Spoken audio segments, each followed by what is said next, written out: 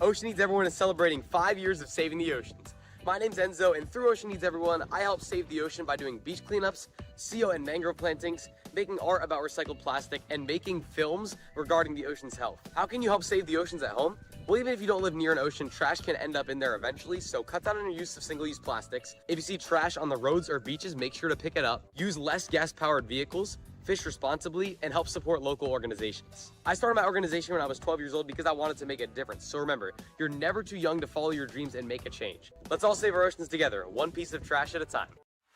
Want to train like a pro? DGS Ninja has you covered with obstacles designed by top athletes. Kevin Carbone, Matt Bradley, Tom Alberti, and Brett Sims. Whether you're dialing in your technique at the gym or training at home, DGS Ninja equipment is built for performance, durability, and safety. Train with confidence. Train with DGS Ninja. Find obstacles, rigs, mats, and more on dgsninja.com. Has this ever happened to you? Where's my chalk bag? Ooh, I have a solution for that. Slab chalks! You take the chalk ball, put it in the mesh pocket, zip it up, slap, and get your chalk. Slab trucks are made right here in Springdale, Arkansas at Interform, the small batch manufacturing company. We're helping our community and providing local jobs to minorities and women of diverse backgrounds. I'm Joseph Rao, Ninja Warrior, rock climber, and the CEO of Slap Chalks.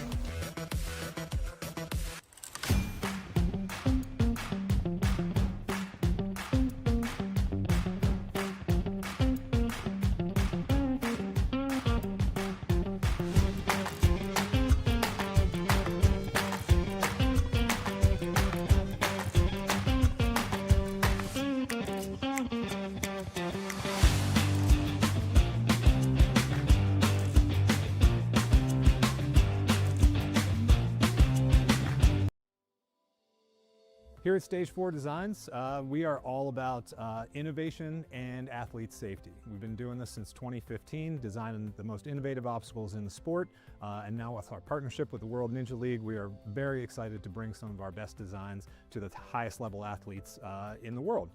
For our process, it all kind of starts right here in our digital design. There's a much more deliberate process now in what we do, with our goal being the utmost in athlete safety. So we put everything into our digital design first, make sure it's all going to work, then we procure the parts. We learned the process and refined it to what we feel are some of the highest quality urethane products you're going to find in the Ninja space, and that all happens here at our custom-built workbench. A lot goes into our urethane, and we are very proud of the work that we do there. Everything that we build here at Stage 4 is all custom made in-house. It's not like we have a stock of a bunch of stuff. So when you do place an order with us, that order comes through and we basically build everything from scratch. Paint department is scalable. We basically hand paint most things, but some things that require a little bit more spray or bigger, we're capable of that as well. These athletes put these obstacles through some of the most rigorous circumstances that you can think of, and we want to try to plan for every contingency. We never want an obstacle to break on anybody. We always want our stuff to feel solid and not move around a whole lot, so that the athletes can trust their skills to throw the biggest moves that they possibly can on anything that we put out there. Our CNC machine handles all of most of our flat goods. It's the workhorse around here. It actually does a lot of the heavy lifting in terms of cutting things out. We don't do any of our flat goods by hand. We make sure that everything is exactly the same and replicable, so that, you know, if you're doing courses or you have athletes that are going either head to head or the same obstacle that you're going to find at one Ninja gym is going to feel exactly the same if you go to another Ninja gym or your home for that matter, so that there's consistency with all of our products. Over the years, as we've added to our suite of products that we offer, we realized that pipe and metalworking is becoming more and more commonplace in Ninja obstacles, and to meet that demand, we've added the ability to do that here as well. So a lot of the obstacles that you'll see that we design and develop are meant to go on truss, and pipes are a big part of that. So we've added a pipe bending station here and look for, in the future, us to offer a lot more innovative obstacles that kind of exist in that space where pipes are a big part of it. So here, everything that we put out is tested by real ninjas before it goes out.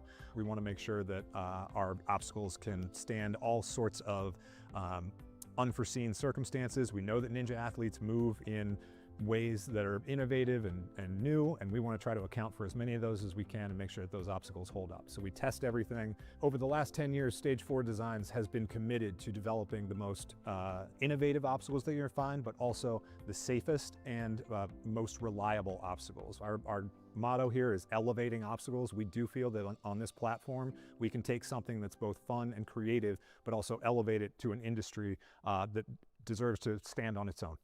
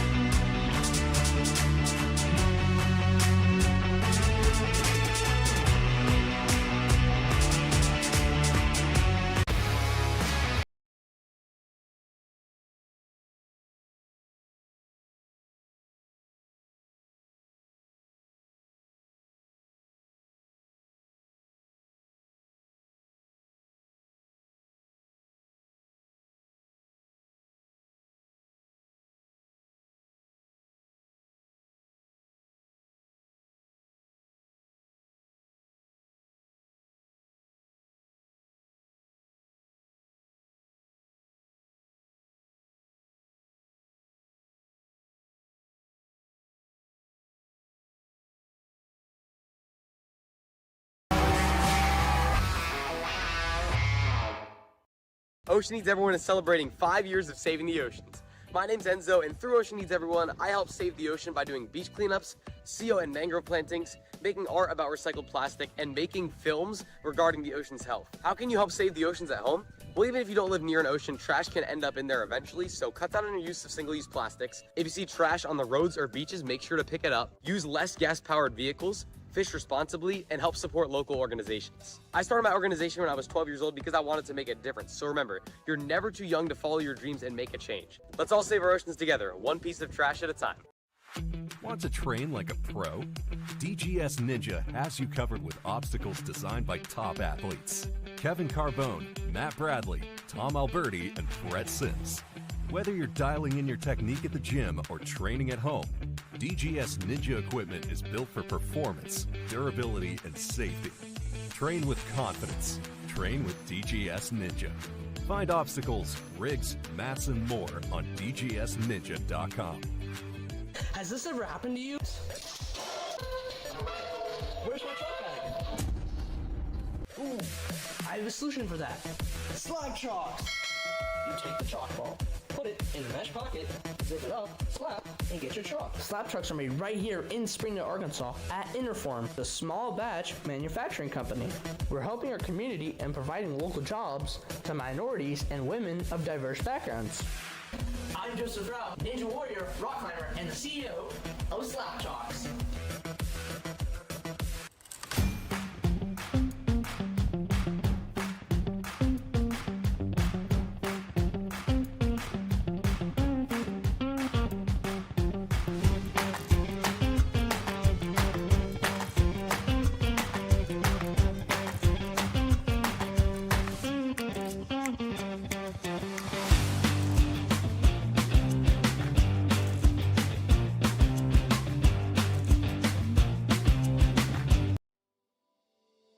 Here at Stage 4 Designs, we are all about innovation and athlete safety. We've been doing this since 2015, designing the most innovative obstacles in the sport, and now with our partnership with the World Ninja League, we are very excited to bring some of our best designs to the highest level athletes in the world.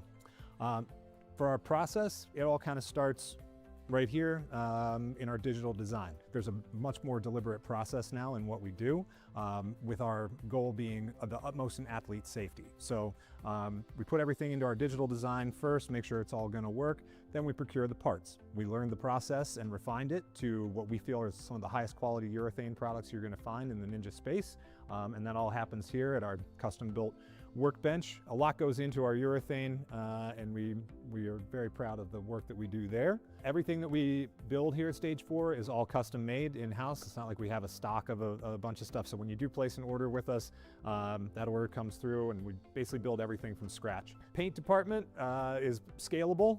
We basically hand paint most things, but some things that require a little bit more spray or bigger, we're capable of that as well. These athletes put these obstacles through some of the most rigorous circumstances that you could think of, and we want to try to plan for every contingency. We never want an obstacle to break on anybody.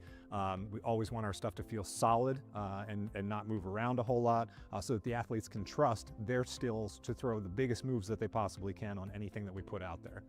Our CNC machine handles all of most of our flat goods. It's the workhorse around here. It actually does a lot of the heavy lifting in terms of cutting things out. We don't do any of our flat goods by hand. We make sure that everything is exactly the same and replicable, so that, you know, if you're doing courses or you have athletes that are going either head to head or the same obstacle that you're gonna find at one Ninja gym is gonna feel exactly the same if you go to another Ninja gym or your home for that matter, so that there's consistency with all of our product. Over the years, as we've added to our suite of products that we offer, we realized that pipe and metalworking is becoming more and more commonplace in Ninja obstacles, and to meet that demand, we've added the ability to do that here as well. So a lot of the obstacles that you'll see that we design and develop are meant to go on truss, and pipes are a big part of that. So we've added a pipe bending station here, and look for, in the future, us to offer a lot more innovative obstacles that kind of exist in that space where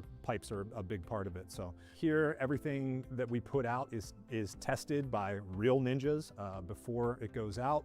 We want to make sure that our obstacles can stand all sorts of unforeseen circumstances. We know that Ninja athletes move in ways that are innovative and new, and we want to try to account for as many of those as we can and make sure that those obstacles hold up. So we test everything. Over the last 10 years, Stage 4 Designs has been committed to developing the most innovative obstacles that you're going to find, but also the safest and most reliable obstacles. Our motto here is elevating obstacles. We do feel that on this platform, we can take something that's both fun and creative, but also elevate it to an industry that deserves to stand on its own.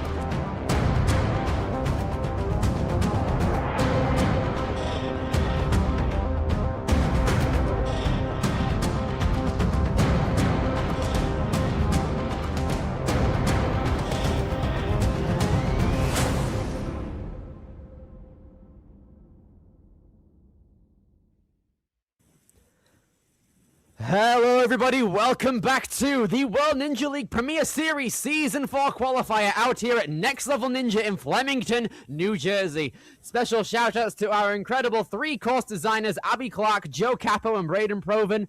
Thanks to you guys for putting on an amazing competition this weekend. We're about to round it out with our final division, the Elite Division. It's going to be absolutely insane. It's going to go off. It's going to be mental.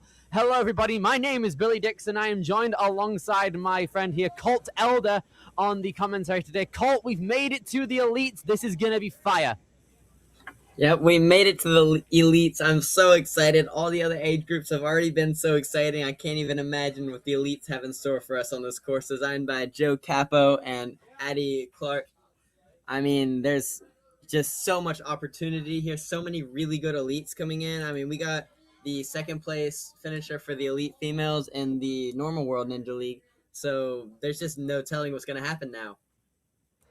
It can go either way out here for all of these athletes. Let's take a look at how we actually got here for the athletes and what they're going to be doing. So, we have taken the top 25% of all athletes from the World Championships as well as their seasonal standings within their regions, and everyone who fits those credentials has gotten an invite to the Premier Series out here, meaning that they can compete and qualify from any single competition that we hold. We have 14 competitions held across 5 different countries. It's going to be brilliant to see everyone at the end of the year here. We've got 2 courses, the placement course and the challenge course. On the placement course, if you fall or run out of time, your run is over. And what that's going to do is it's going to flip the run order for the challenge course. If you get first place on placement, you go in last on the challenge course. On the challenge course, every athlete has 2 retries, but you can only utilize a retry once on an obstacle. And every single athlete here has an opportunity to run the challenge course and get the top 4 placement here. And every single athlete within the top 4 is going to get a spot at the Premier Series Finals for Season 4 2026 on November 20th through the 22nd at Ascend Obstacle Training. It's going to go off. I cannot wait to get started. Guys, we have an absolutely stacked roster. Probably one of the most stacked rosters in the entire Elite Division so far. We're having a look at our females right now. So we're going to shift it over to Colt here. Who do you think is one to look out for here? Well, so like I was saying, we have the first and the second place finishers for the World Ninja League stages. And competing with us, we have Riley Hunt and Allison Bond here. Both of them were the only 2 to complete stage 2 in the regular World Ninja League. So those 2 are definitely 2 to look out for, and we're going to take a look at them. I'm very, very excited. Riley Hunt out here is a 14-year-old Ninja Mania athlete. They do train a lot of speed here at Ninja Mania, so Riley's going to be one to look out for when it comes over to the placement course. I cannot wait. Her motto is, don't think, just go. That is the perfect mindset to be coming into a placement course like this. We also have Allison Bond, who's quite insane as well. She's 15, coming out of Monroe, Connecticut, starting Ninja 9 years ago in 2017. She originally started at the M Lab in New Jersey. She moved to Connecticut and also trains out of Ninja Mania. Same with Riley. Absolutely insane. 2 of the fastest ninjas in the game in the Elite female division and the Elites in general, to be fair. 2 of those are absolutely insane. Grace Carr is also going to be one to look out for. She's been going up at the amazing things within the ninja community. You can see she's representing the Season 1 championships of the WNA on her shirt here. She's done brilliant in terms of WNL's championships and regular competitions that we hold within WNL too. I cannot wait to see all of those females on the course and more. I want to have a look at the male side because, Colt, there's one person I think we need to look at here. It's the one and only 2-time world champion, Jackson Erdos out here. Like, come on. There's no way that someone is coming into this stream not knowing who Jackson Erdos is. Like, let's be real here. This guy is about to go insane here at Next Level. Yeah, I mean, if you want qualifications, Jackson Erdos has those qualifications. You can see here he's the grand champ for the power rankings. He's the 2-time champion. He's won just about every division. It might be every Ninja League that I've heard of to this point. And I'm trying to think because he's a Premier Series champion to start. He was 2024's Premier Series champion over at Life Force. Gonna come back this year, hopefully getting it a second time. There's been 2-time world champions. He won NSC in 2025. What else has he done? He's done a lot. I mean, he's been a multi-finalist in A&W as well. There's been other things going on with him in terms of multiple leagues. One thing that I do actually want to talk about as well is that he has changed gyms out here. He's now part of Team Ascend, I want to say. I remember he was running at the the World Cup a couple of weeks ago in an Ascend shirt. I think that's him signifying that he's moved on to Ascend, which is really, really cool.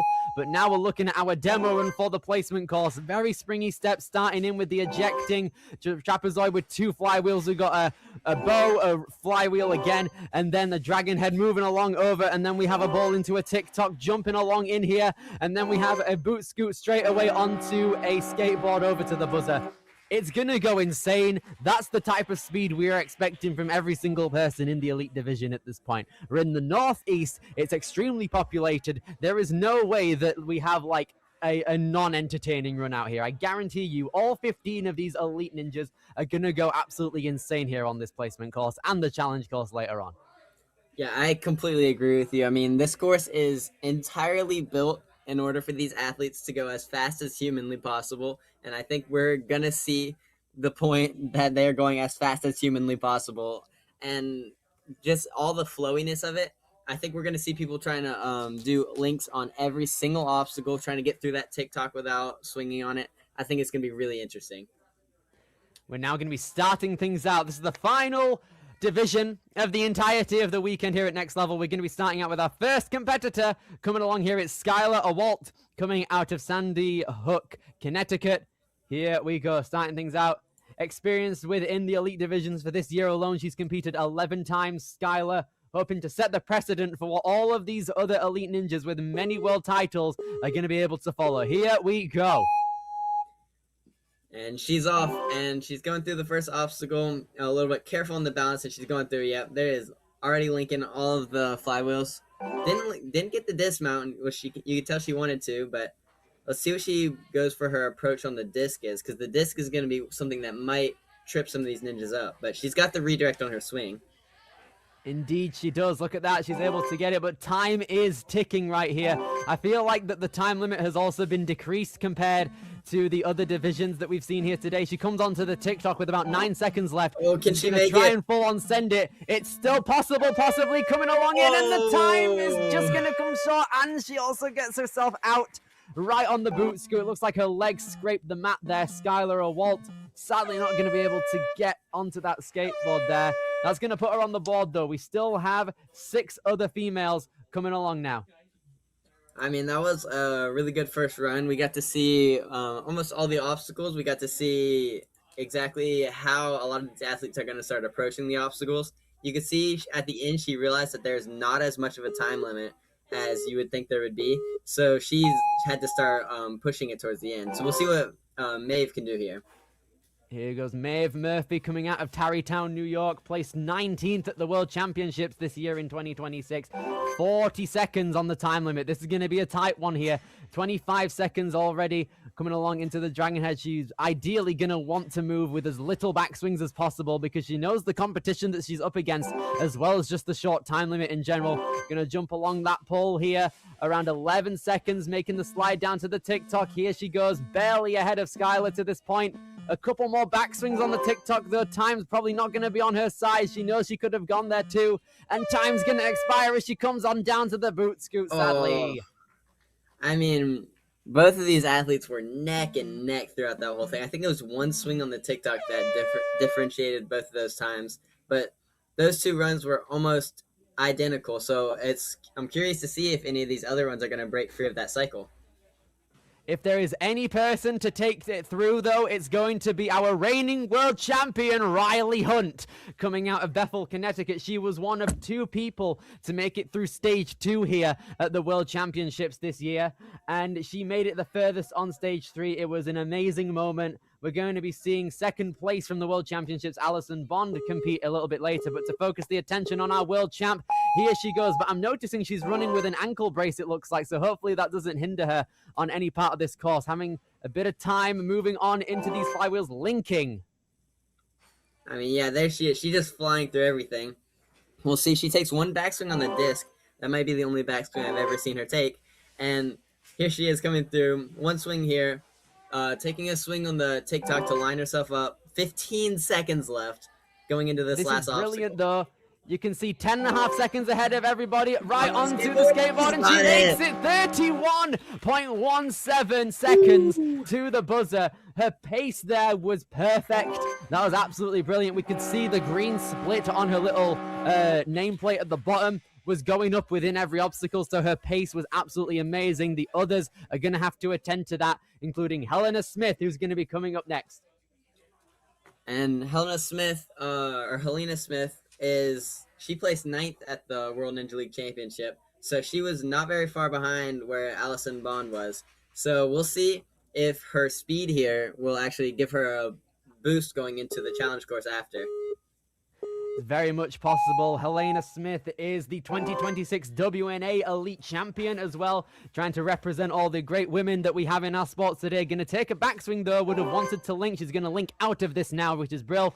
Just under 30 seconds. She's having a bit of trouble. She's going to redirect herself immediately. Oh, great. Very agile redirect. out here. 20 seconds trying to swing on in. Doesn't go immediately. No. Helena's going to have to try. Get back up there on that TikTok. She's got it. This is still doable. She can still clear here. She has 10 seconds, which is plenty enough time. It's just going to come down to this boot scoot here. Here she goes, getting onto that skateboard just before the time expires. 36.36 seconds coming onto that buzzer there. That's going to put Helena Smith in second place currently. Another clear for the board. Brilliant. Just watch her foot technique on the skateboard here. I mean, that's just beautiful. She landed her left foot that kind of pushed her onto the skateboard, made sure she didn't fall off, and then her, or that was her right foot, and then her left foot stabilized her in order to push herself forward and hit the buzzer. I mean, just perfect technique there. Here we go. Let's do it. We have got Allison Bond out here, our second place finisher from the World Championships this year. She's got Riley Hunt coming right before her. Currently in first. Let's see if Allison can get another first place out here for a speed course. This is such a tight time limit, though. Trying to move along as fast as humanly possible. It's a very, very short one. Allison Bond trying to get the teeth there is brilliant, but the placement course time limit is really not playing to our strengths here when it comes to the women. Here we go. And we'll see what she can do. The time limit is 31 to beat Riley Hunt. Sadly, though, it just looks like time is about to expire right before she stops there. You can see it's very, very difficult. It's so tough. I mean, that's such a short time limit.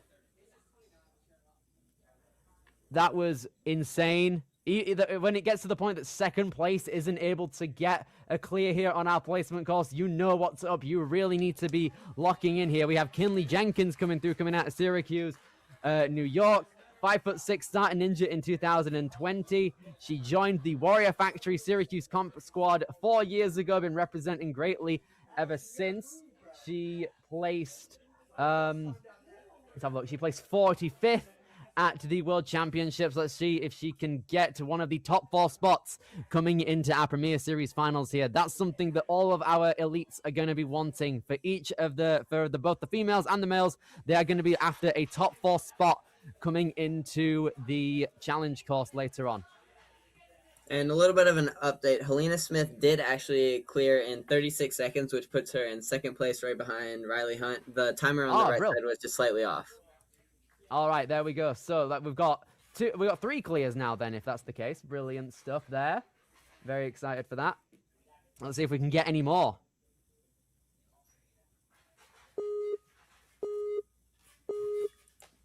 And we'll see if Kinley Jenkins can be that person we're looking for. See if her pace is going to be fast enough. It looks like so far it's going to be in order to get that next clear. The time limit is just so tight that the clears are going to be really difficult to get and crucial here. But you can see she's on almost exactly pace with where Riley Hunt was to this point. Oh, taking a backswing on the slider. That's going to cost her a lot of time, but she'll be able to recover from it and still probably get the clear. She's trying to redirect herself. She is our fastest non-finisher at this point. Still got just over 5 seconds left as she comes into the boot scoot. Can she get the skateboard? Yes, she can. It's going to be a clear with 37.19 seconds. What a time.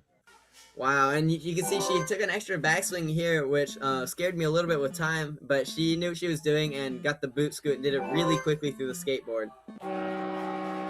That was Got the absolutely buzzer. brilliant. That's 4 clears now. But now we have our final competitor in the elite female division, Grace Carr, coming in on our placement course.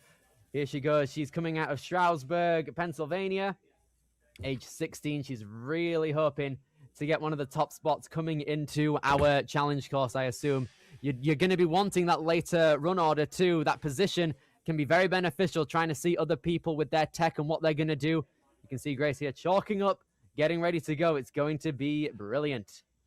And I mean, Grace is fully capable of it. I've seen her do super well at all kinds of competitions, a lot of NSCs. She's known for a lot of her NSCs. She got 17th at the World Championships that just happened recently. So she's got all kinds of qualifications. She's got all kinds of abilities. I think she's got everything it takes to get through this course and take the fastest time over Riley Hunt here. Here we go. Grace Carr trying to move on through with a race car speed.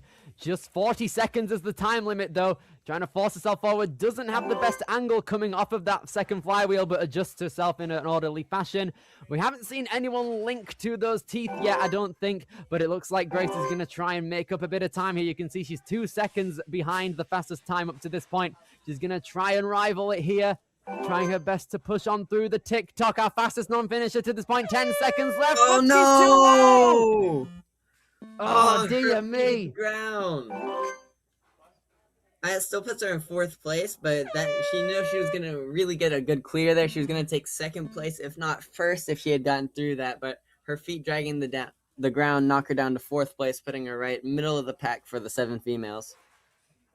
So let's have a look here. Our top 3 consists of clears, with Riley Hunt getting the fastest time. So she's going to be running last on the challenge course, but we're going to be having Alison Bond taking the last place position. That means she's going to be going first when it comes over to the challenge course, setting the precedent for what's to come for the entirety of the elite division. And ladies and gentlemen, coming up next is the world-renowned Jackson Erdos. He is our 2-timed grand champion for the elite division in 2024 and 2026. He's got the NSC championship title as well. Part of Team Ascend now. He's out here representing on the start line. It's going to be a mint time, I tell you. And Jackson is just one of those people that is just impossible to beat. I mean, he has the capabilities in every aspect of Ninja. He can do speed, he can do endurance, he can do tech. There's really just nowhere that he's lacking in. And so we're going to see his speed tested here, but speed is one thing that he excels at all the time. He's absolutely insane here. Jackson Erdos knows what he's made of, and he's out here showing everyone else what he's made of. He's having a bit of trouble. He's turning around there, but nice link out of the dragon there. You can see here 15 seconds coming onto the TikTok. This is blazing fast. He links the jump to the TikTok, comes down, skates over to victory. Erdos is here with a sub 20. 19 seconds through that course, even with the backswing around the spinner. Oh my goodness. This is what we came to see, ladies and gentlemen. Our top time so far of the entire weekend. We see a sub 20 for our first runner on our placement course, and it's none other than Jackson Erdos. But if there is one person who can rival it, it's one of the speed demons of WNL recently. It's Cody Benaway, coming out of Danbury, Connecticut. He was the first place at Empire, which was one of our qualifiers last year in the Northeast region, and he beat Jackson Erdos there. So the same thing could happen right here on this placement course. We're going to have to wait and see for Cody. I mean, that would be amazing. I mean, I used to think of Cody as just a hybrid guy, but here recently he's been going crazy on the speed courses. And so we're going to see here, he uses his height to his advantage really well and is able to just like pop through things really easily, like you could just see right there. And especially this obstacle, see he can reach it really easily, and he's just so fast and fluid through things. For a ninja athlete, he's got the build that dreams are made of, essentially. Very tall, large wingspan helping him out here. Needs to tuck under, but he's gone to the buzzer. 21.84. Topples over the buzzer, essentially. But Cody Benaway, no surprises there. We're getting a send train of clears here. We've got 2 so far. 2 absolutely incredible world-class ninja athletes. We're going to be seeing if our next competitor, Caleb Coombs, is able to carry it on. I mean, starting off with a 19-second time is going to be so difficult for anyone to beat. And then going second and getting a 21-second time, like all these athletes are going to have so much pressure to try and beat those times. I think we're going to see some falls on this division. It's possible. It's always possible that someone can rush. Let's hope it's not going to be Caleb Coombs out here. A very dedicated athlete out here. He fell in love with the sport of ninja when he began training and competing about 6 years ago at this point. He's 5'7", wingspan of 5'8", helping him down on that link. We've got 15 seconds coming into our TikTok link out here. One backswing is probably all he needs to reach out. There he goes, popping along through. Tucking very in quick pop for the there. dismount. He's got 23.23. He's got it, 23. Woo! And that was a really fast time for, he took the backswing on the TikTok and the swing around, and he was able to still get 23, and you can see just how fast he pops through those obstacles, and you can see he made a big jump to the buzzer, too. Absolutely insane. I had to take a drink of water after that. I could feel like the secondhand wildness that's like transferring from the next level atmosphere. It's absolutely insane. Fourth up, we've got Daniel Jones coming out of Mount Sinai, New York. 5'3", but a wingspan of 5'7", so he's definitely going to be one to watch when it comes to reach out here. He's 21 for the season out here, starting Ninja 2016. That's a decade ago. Let's see if that experience he started when he was 11 years old can pay off. And we'll see. I mean, he's just popping through really fast. He did a reach on that second flywheel, which we haven't seen yet, and he wanted that link there, but having to take 2 backswings here, that's going to cost him a little bit of time. But we'll see if he can make it up on the last part of the course. I wonder if he's going to go for the TikTok. This is important here. Time is really not settling in for our elites here. Every backswing adds up, and Daniel, that had a few on the disc, is going to catch up, and he misses the lache. I mean, he was so close throughout the entire run, and right there, he just didn't have quite enough time, so that when he went for it, he was rushing, and the TikTok shot behind him instead of jumping up like how he would have needed to. Okay, next up, trying to be our fourth clear out here is going to be Gavin Markowitz. He's definitely growing in the sport of ninja. A lot of people are starting to recognize this name around the elite lineups that you see in WL and NSCs and everything there. Gavin pulling along through here. Here he moves. A former Premier Series finalist as well, representing the jersey from last year, I believe. And he's just moving here faster than Jackson to this point too, by the way. Yeah, I think if there's anybody who's going to beat Jackson on this course, it's going to be Gavin, because he goes all out and just fully sends on each course. And oh my gosh! Goodness! Oh my word! What was that? What? He just did a wheelie on one side of the board there. Tony Hawk's going to be right proud. Look at that. Gavin Markowitz comes in with a time of 21.69 seconds to the buzzer. Very nice run there. Oh my goodness, that was heartbreaking. That was not heartbreaking. That got my heart pumping. Yeah, that was insane. I don't know how he recovered that. He was fully off the side of the board. He reached his leg out and pulled himself back onto it and then somehow balanced it. Here we go. Michael Franchi coming in now, coming out of New Jersey. He just finished his freshman year of his high school. 5'6", but a wingspan of 5'9", helping him out there. One hand over the other on the tooth of that dragon. Let's see how he can fare. 13 seconds as he immediately does a massive lache over to that TikTok. Jumps along through, pulls along, gets it down there, but no, that's going to be it, sadly. Just goes out of bounds a tiny bit there. He linked the fangs, which we haven't seen very many people do at all. He took one backswing on the TikTok, and then he lined this up and then had his feet drag right as he was looking for the skateboard. That was insane there. You could see he was really trying to tuck in there, but it's still very difficult to try and get everything fully flowing through that boot scoop without touching anything out of bounds. Let's see if Jazib Ismail is able to come on through here, coming out of New York. He plays the alto saxophone in a classical band and 2 jazz ensembles. I can definitely respect the musical talent coming out of Jazib, and the ninja talent too. I'm liking the links. He's going to have to take a backswing, trying to force it backward to save a bit of time. But Jazib coming in 15 seconds into TikTok. Yeah, I mean, we'll see what Jazib can do on this last couple obstacles. He's got 10 seconds left, counting down. Oh, no, he's taking a backswing on the boot scoop. Needs to get it straight. A nice recovery. That's the first time we've seen a recovery like that on our boot scoop all day. And who else to do it but Jazib Ismail? Oh, my goodness me.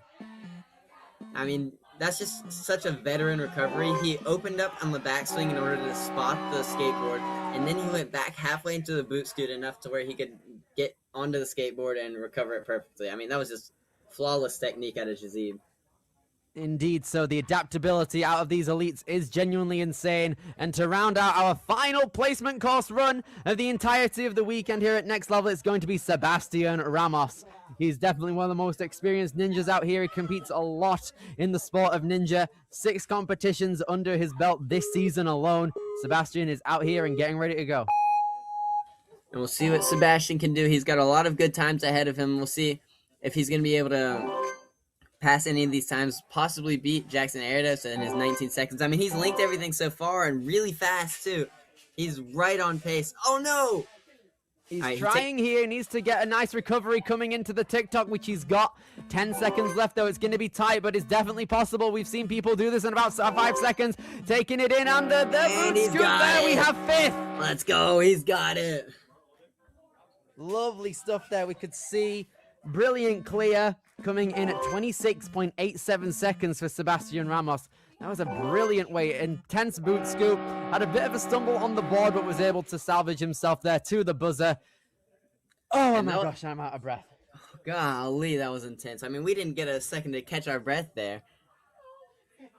Basically, yeah, let's take a look at this leaderboard right now. Our first runner, Jackson Erdos, was able to take the first place spot, our only sub-20 of the division, followed by Gavin Markowitz, Cody Benaway, Caleb Coombs, Sebastian Ramos, and Jazib Ismail.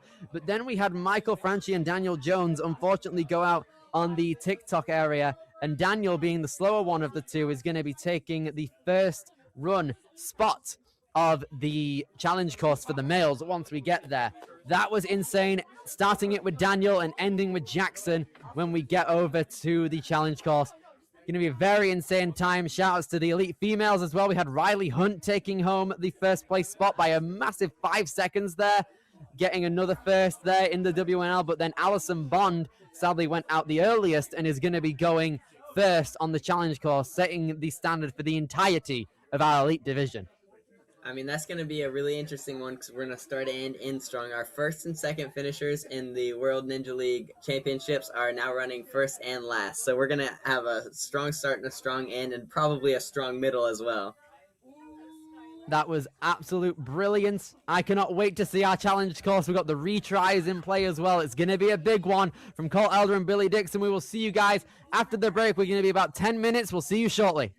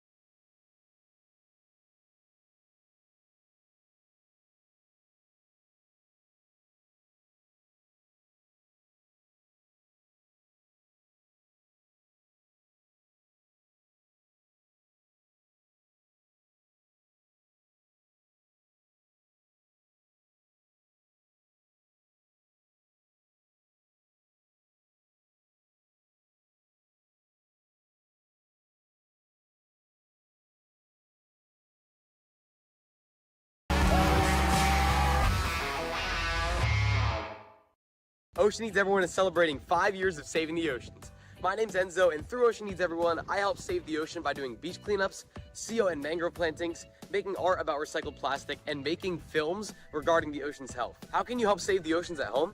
Well, even if you don't live near an ocean, trash can end up in there eventually, so cut down on your use of single-use plastics. If you see trash on the roads or beaches, make sure to pick it up. Use less gas-powered vehicles, fish responsibly, and help support local organizations. I started my organization when I was 12 years old because I wanted to make a difference. So remember, you're never too young to follow your dreams and make a change. Let's all save our oceans together, one piece of trash at a time.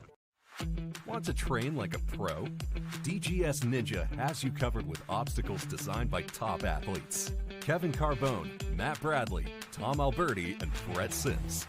Whether you're dialing in your technique at the gym or training at home, DGS Ninja equipment is built for performance, durability, and safety. Train with confidence. Train with DGS Ninja. Find obstacles, rigs, mats, and more on dgsninja.com. Has this ever happened to you? Where's my truck bag? Ooh, I have a solution for that. Slab chalks! You take the chalk ball, put it in the mesh pocket, zip it up, slap, and get your chalk. Slab trucks are made right here in Springdale, Arkansas at Interform, the small batch manufacturing company. We're helping our community and providing local jobs to minorities and women of diverse backgrounds. I'm Joseph Rao, Ninja Warrior, rock climber, and the CEO of Slap Chalks.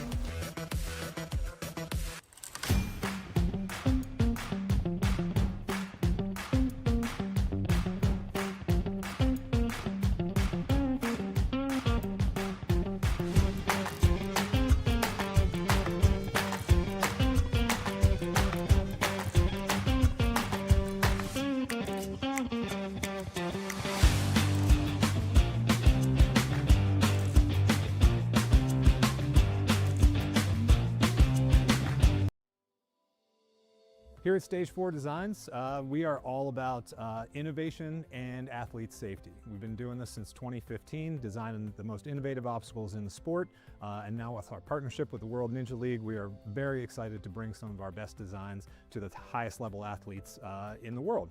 For our process, it all kind of starts right here in our digital design. There's a much more deliberate process now in what we do, with our goal being the utmost in athlete safety. So we put everything into our digital design first, make sure it's all going to work, then we procure the parts. We learned the process and refined it to what we feel are some of the highest quality urethane products you're going to find in the Ninja space, and that all happens here at our custom built workbench. A lot goes into our urethane, and we are very proud of the work that we do there. Everything that we build here at Stage 4 is all custom made in-house. It's not like we have a stock of a bunch of stuff. So when you do place an order with us, that order comes through and we basically build everything from scratch. Paint department is scalable.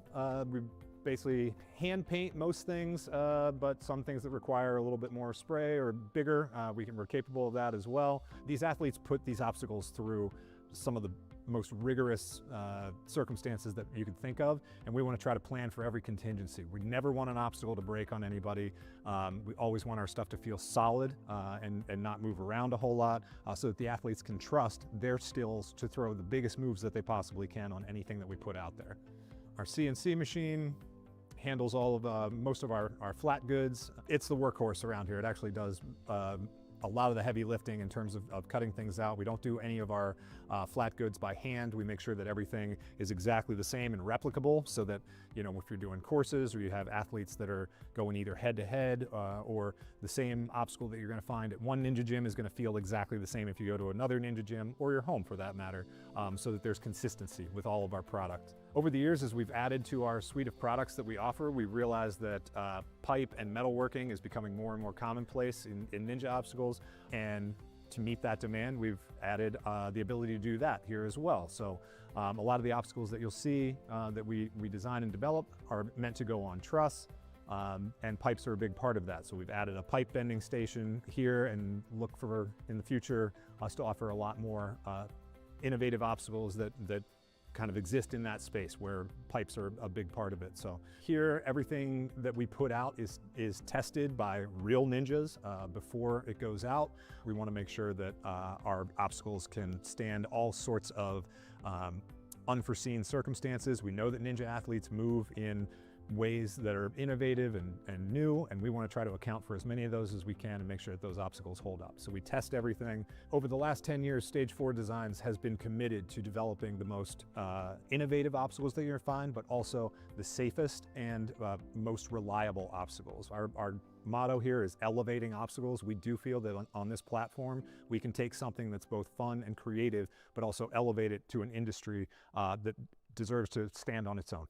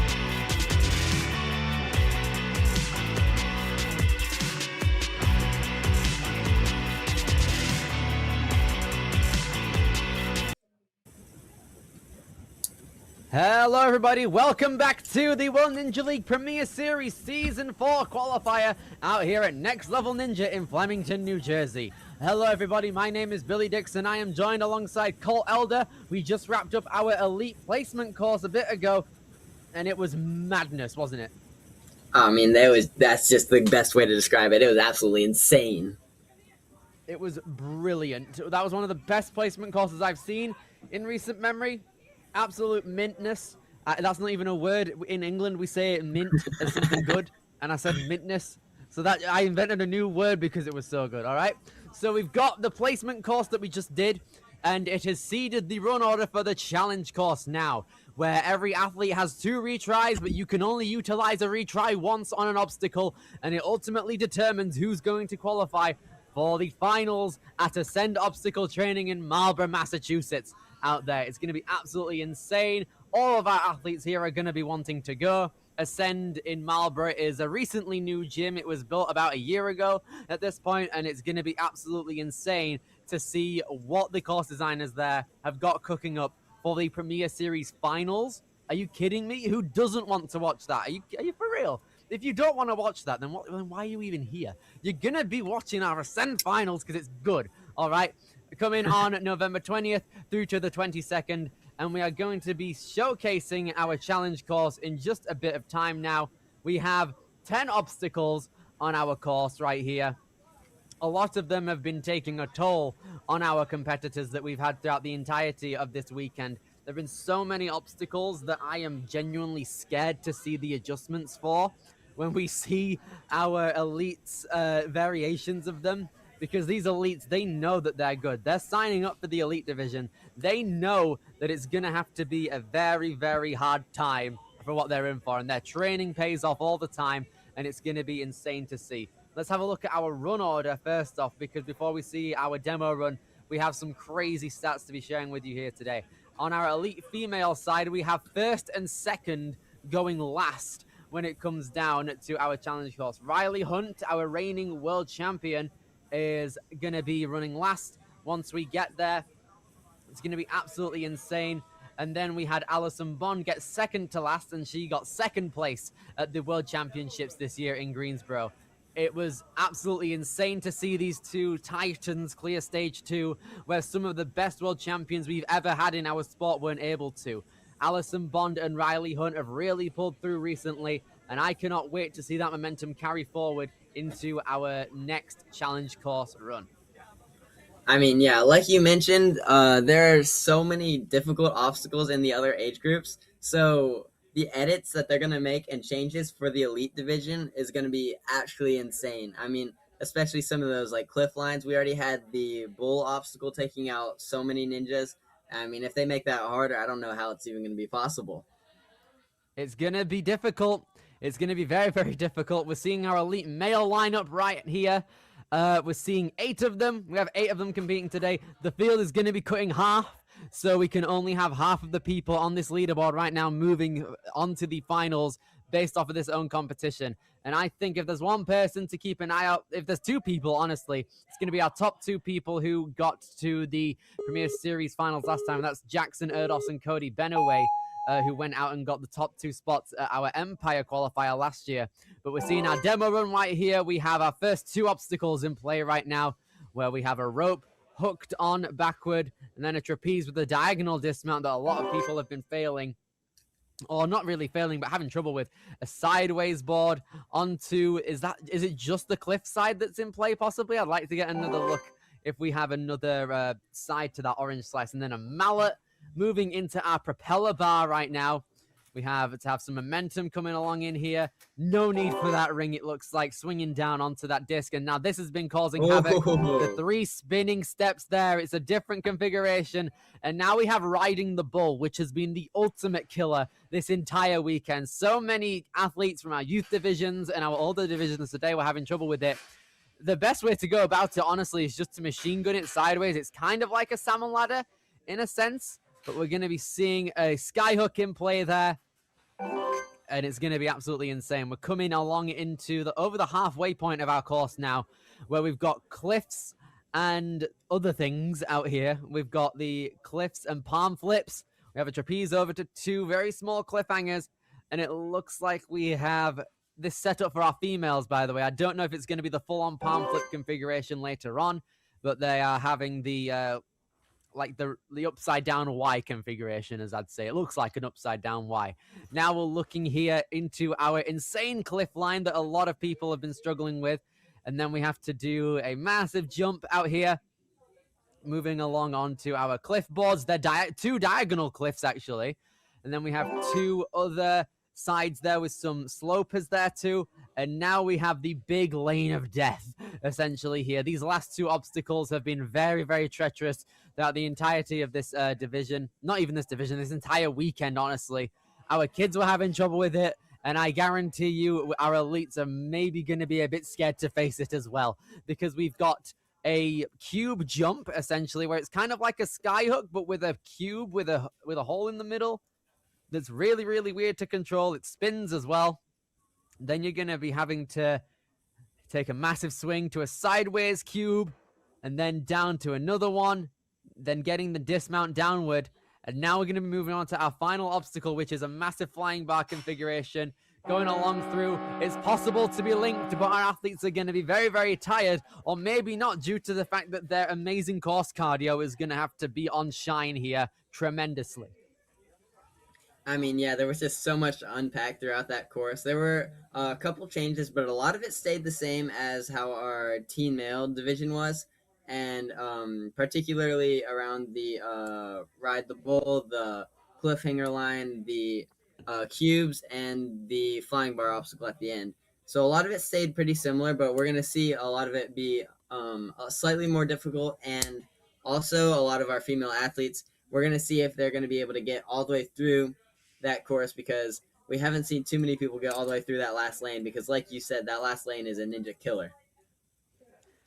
Oh, yeah, it is a very, very big ninja killer. Both of the obstacles, honestly. There have been multiple divisions where we haven't had clears.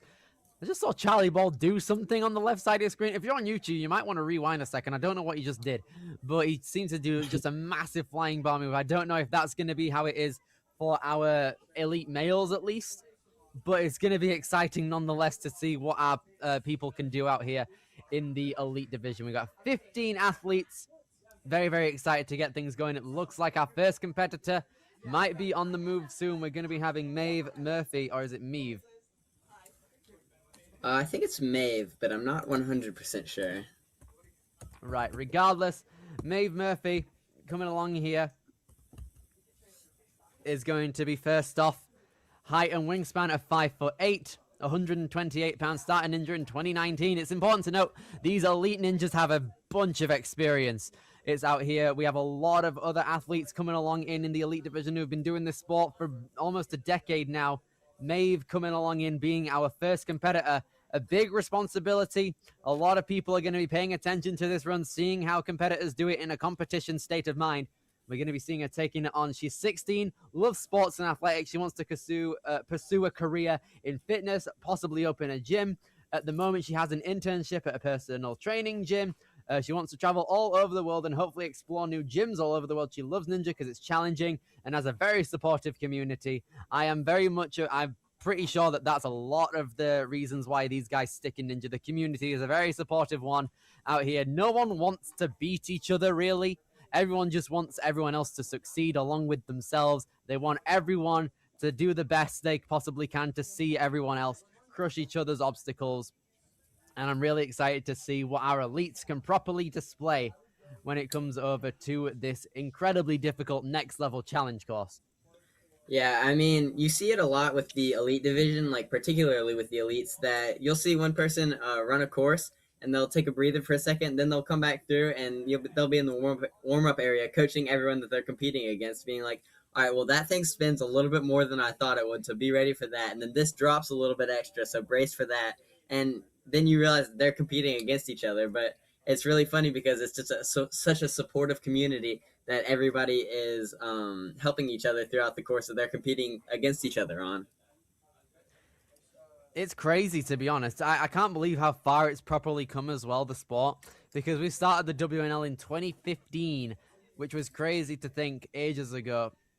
when we were holding the finals at Movement Lab in New Jersey in Season 1, and now out here expanding to multiple gyms across the world. We've got qualifiers in Canada, the US, the UK, France, and Australia that we've had before this comp. We have more coming throughout the season, so please be ready to take on those as well when you're out here looking at the World Ninja League Premier Series and who's going to be qualifying. Austin Ninjas is going to be next week, followed by Carolina Ninja Academy and Vitality Obstacle Fitness. We take a 2-week break, and then we head over to True Function Ninja Training Ground in the UK. I cannot wait to see my friends compete and myself compete as well. That's going to be a fun time. We have Life Force Ninja the week after, Dexterity Depot, District 44 in France, Albany Ninja Lab in New York, FitSet Ninja in Canada, M-Lab Ohio, and Ascend Obstacle Training's finals in Marlborough, Massachusetts. It's important to note as well that because we have this qualifier currently at next level in New Jersey, which is in the Northeast, it's basically a guarantee that we're seeing a lot of these athletes who qualify go to the Premier Series finals because it's very close to where they are. New Jersey and Massachusetts, only a tiny bit away compared to other states out here. So I'm excited to see who's going to qualify here, who's going to qualify at the rest of these competitions, because we have 10 qualifiers left until we get to the Premier Series finals. It's going to be insane once we get there. This is only the start. Yep, and keep in mind, we're starting to head into the elite females, and there are 7 elite females, which means that 4 of them will be moving on and 3 of them will not. So as long as you're top half of the elite females, then you'll be able to move on to the finals and qualify for the finals in this competition. But we're going to see where that point ends up being, where that line ends up being drawn. We're going to see if it ends up being most of the way through the course, or if there's going to be a couple early falls and it ends up being early. But we have Maeve getting it started for us, and we're going to see exactly how this course is going to be run in this competition setting. And she's let the rope slide all the way down the track, but coming back and staying really controlled through this first 2 obstacles. That control is going to have to continue because it's a diagonal dismount here, especially when you're on 3 dangling objects with the ring, rope, and the trapeze. It's difficult to try and get a solid dismount onto that platform, but Maeve has done it incredibly well, trying her best here. So we are able to use the bar on the other side of that orange slice. Coming along here, we've got the orange mallet in play as well. It seems like that this course is just a massive time capsule to past world championships, honestly, because I'm seeing the mallets from 2023, the sideways, the orange slices were from 2024 on stage 2, and we got a lot more obstacles that are going to be in play from past world championships. So Maeve out here going to be setting the precedent for what's to come on obstacle 4. Going to have to take a massive leap, do a big 180 turn. Is she fine? Yes, she's just barely made it there. That was a close one with the tiptoes right there. Now coming on to the spinning steps. This is going to be difficult here. Yeah, I mean, these spinning steps are just really tricky. If you step too high, which is what your natural instinct is to do, is to step high on it, you'll twist all the way down. So you can see there. Oh, no. Oh, no, Maeve sadly going out. That might be a silent killer for our elites. They're going to have to look out for those spinning steps there. The configuration is different compared to what we've seen for the rest of the day. And your feet are going to be they're going to want to be locked in the center of these pads. Let's see what she did here. She tried to do the same, but it just looked like she got caught up in the midst of things, and her ankles probably aren't going to be too okay if you fail in such an orderly manner like that. But Skylar or Walt, second up, is hopefully going to be able to carry on through this course at a better pace here, hopefully, and see more obstacles. Yeah, and we'll see what Skylar can do here. She's seen one person run, meaning that she needs whoa, wait, what happened?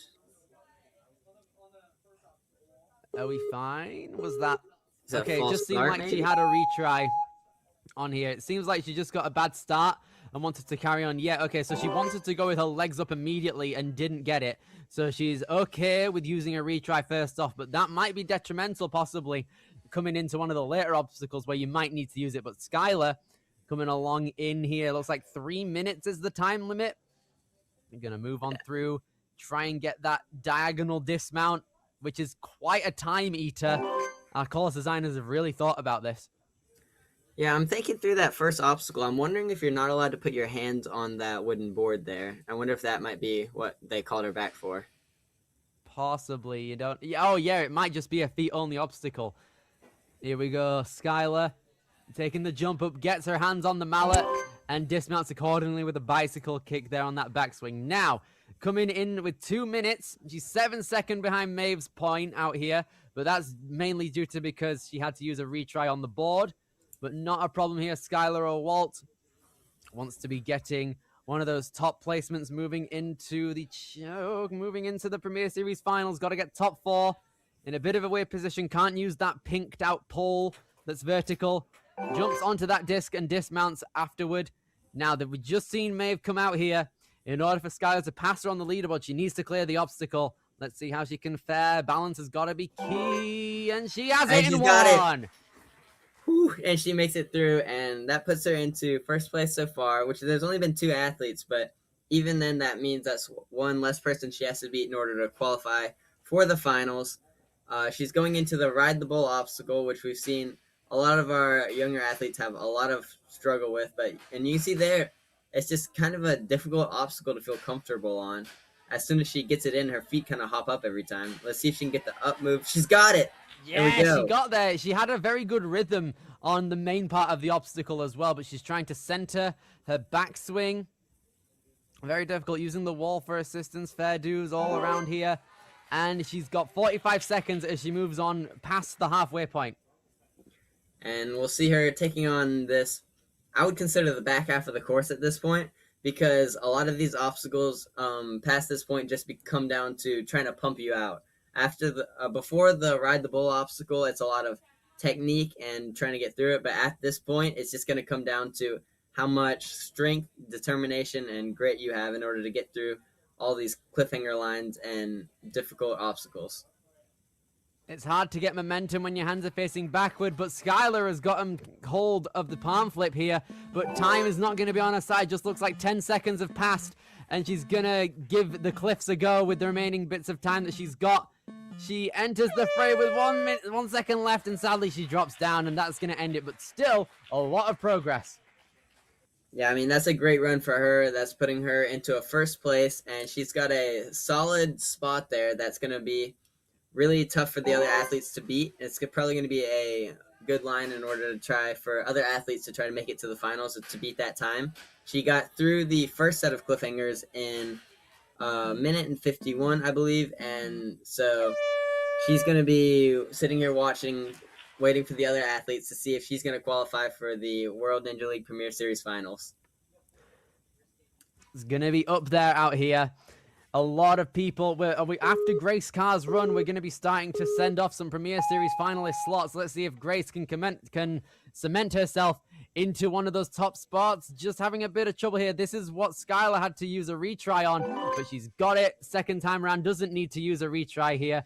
Grace, hopefully, going to move on through at a solid pace. We saw Skylar have a great run, but she lost a lot of time in some weird spots, honestly. There's not a lot of places for you to just rest here, so you kind of need to go full send if you want to have a solid shot at getting a buzzer. Yeah, and we can see so far Grace has had a really smooth run. She hasn't taken any crazy backswings. She's taken one backswing here and there in order to solidify her swing much better, and she's 6 seconds ahead of Skylar's pace to this point, which is a great spot for Grace to be in. And we're going to see if she goes for a more aggressive approach, I could say, to this course in order to try and cement herself for the later runners, or whether she goes for a safer approach, trying to get herself into the top 4 to qualify for the finals.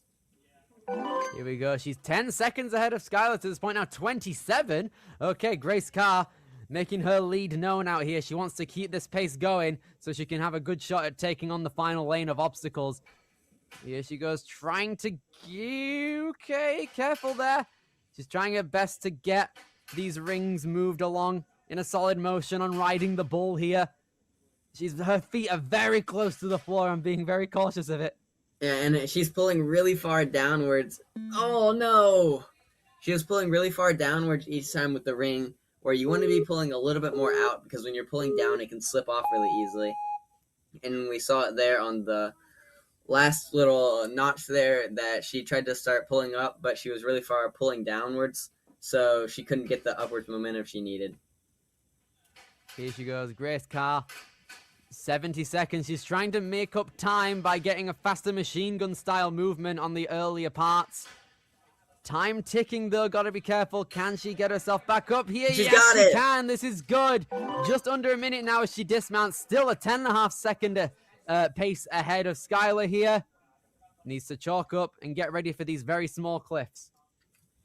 And this is the point that it's going to start becoming really close between the two, depending on if Grace can get through this cliff lane first try. If she can get this first try, then that'll put her into first place and put her in a great spot.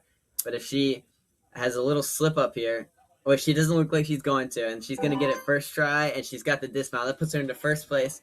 She's 20 seconds ahead. 30 seconds left. This gives her potential to get through this next obstacle.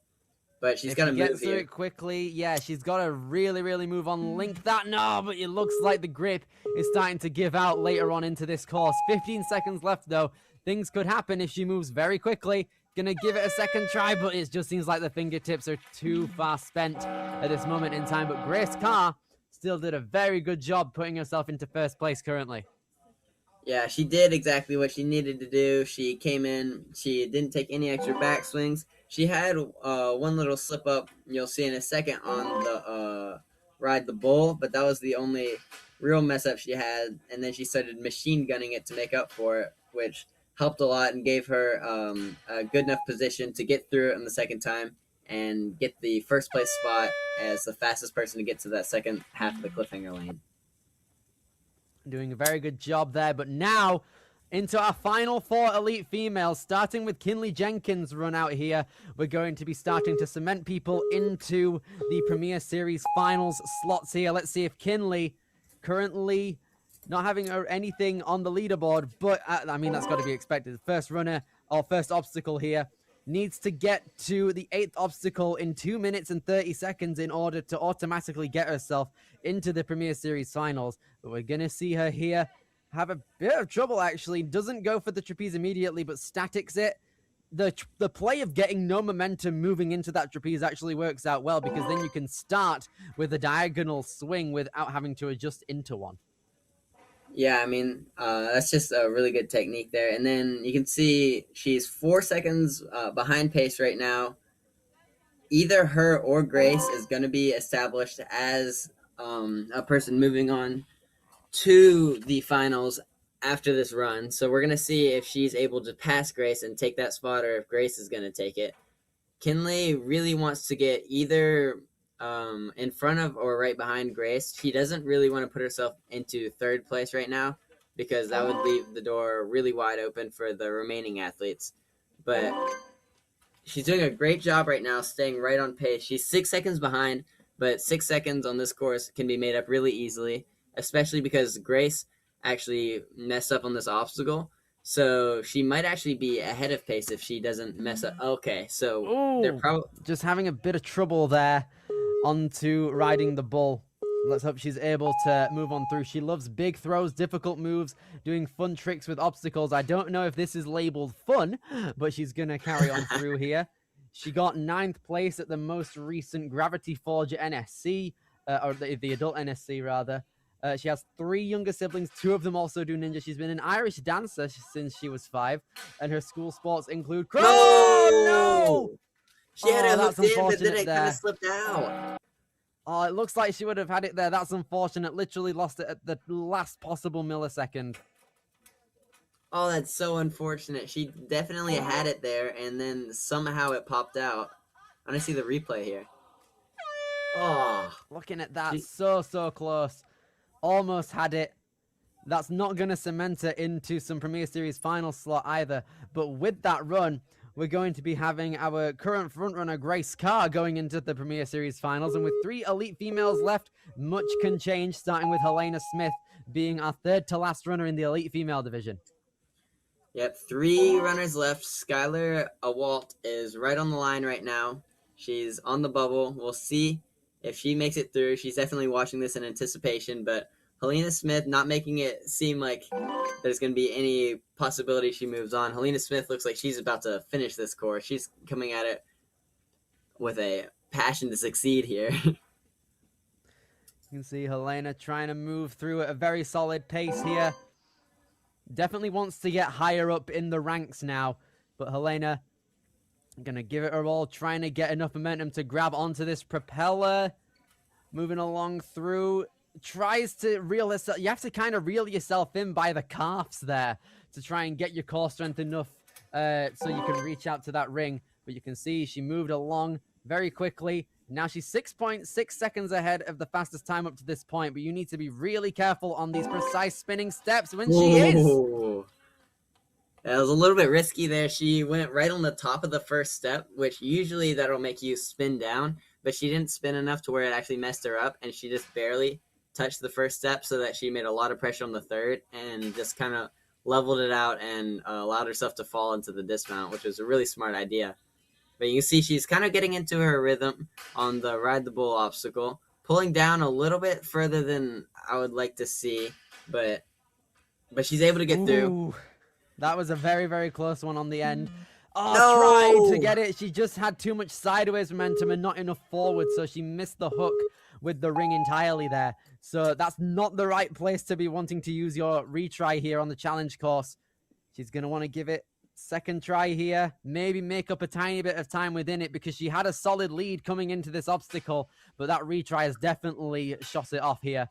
And no, she's down quicker now, and that's going to be it for Helena Smith now. Oh, that's put her on the bubble too.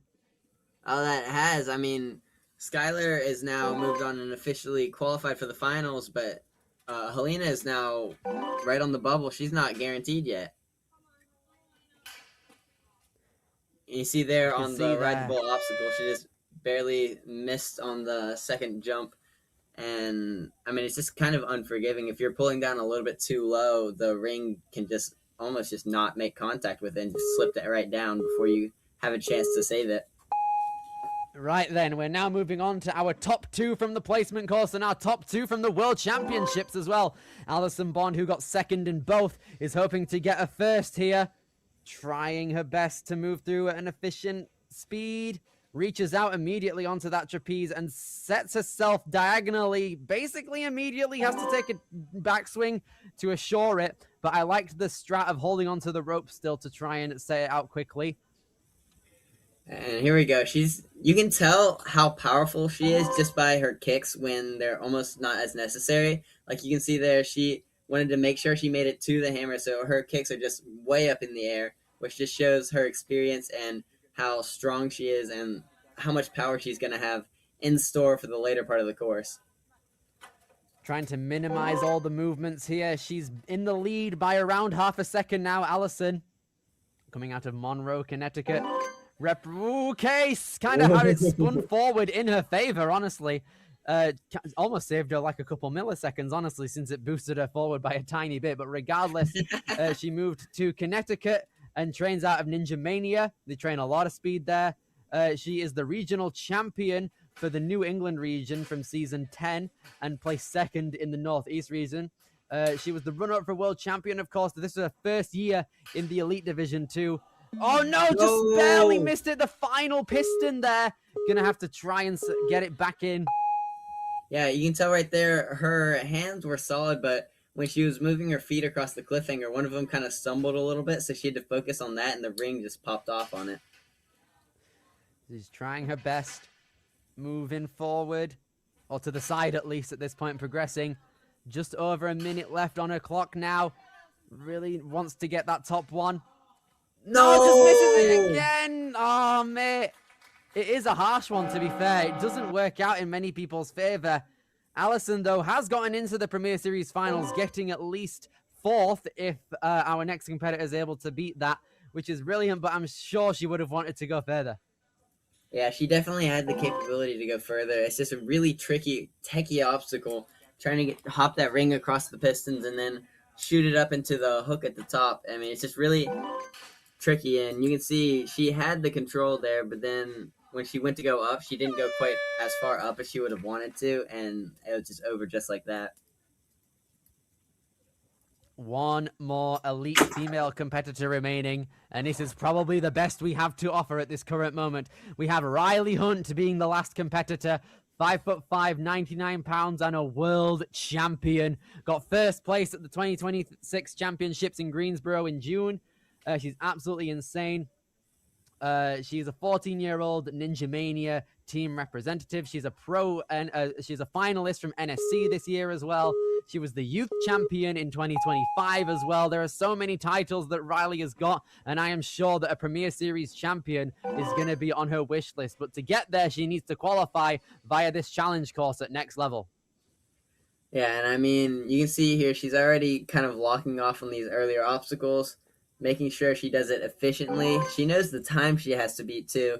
She really, I think, is pushing towards Grace Carr's time. She wants to complete the palm flip obstacle in 2 minutes and 30 seconds. And even then, if she doesn't get through that palm flip obstacle, what she wants to do is get through the agility obstacle in 1 minute and 1 second. So either way, it's a rush for speed. So we're going to see what she decides to do here. And also, if she does beat Grace Carr's time, she has a good chance of getting through that cliffhanger lane afterwards. Indeed so. She's also a speed junkie. We saw this in the placement course earlier, and she's carrying that speed over into our challenge course. She's already qualified for the Premier Series finals, along with Alison Bond, Skylar Awalt, and Grace Carr. Let's see if Riley can go the distance and get first place and possibly a buzzer. She's on pace to do so, but this bull obstacle has really been testing everyone's patience out here in the elite division so far. Yeah, I mean, we've had so many really good ninjas so far getting taken out on this bull obstacle just because it's so unorthodox and not like what you would train. And we're going to see if Riley Hunt's able to adapt to that, which it looks like she's able to so far. See if she can get this. And she's got it first try. Yes, this is so good right now, Colt. We're seeing some paces be broken even further. 25 seconds ahead of Grace Carr to this point, which is brilliant. She has some time to chalk up, courtesy of Cody Benaway. And here she goes. Going to take a bit of time. She's got 1 minute and 10 seconds, and she's already going into it. So obviously she's not even trying to get simply the fastest time. She wants the buzzer, I think. She's definitely going to be aiming for it. Another first place in any competition is what she would have her eyes on. And just like that, it's already been achieved, moving into our cliffs. So that means Riley Hunt is your next level Premier Series champion out here, getting first place. Here she goes. She's going to get the vertical limit on lock here. Gets the grab on the bookend and cliff. Setting herself up for this big cliff lâché here onto that second board. Going to be a big one here. Can she get it to the 2 diagonal cliffs? Oh, yes! She got it. Just 2 more moves and she's off. Colt. That was an incredibly fast dismount too. Is she going to be able to flash both of these next 2 obstacles? She's got 30 seconds, 20 seconds now. She's gonna, oh no. Oh dear, it looks like she wanted to try and like slightly readjust her grip, but in doing so, she knocked the block off of the track. So she's got 15 seconds left. Can she carrying it through? She's got the link. Can she get at least 1 more point for the glory? Getting there, just misses the hands. It looks like she's a bit too pumped, but still, Riley Hunt is your next level winner.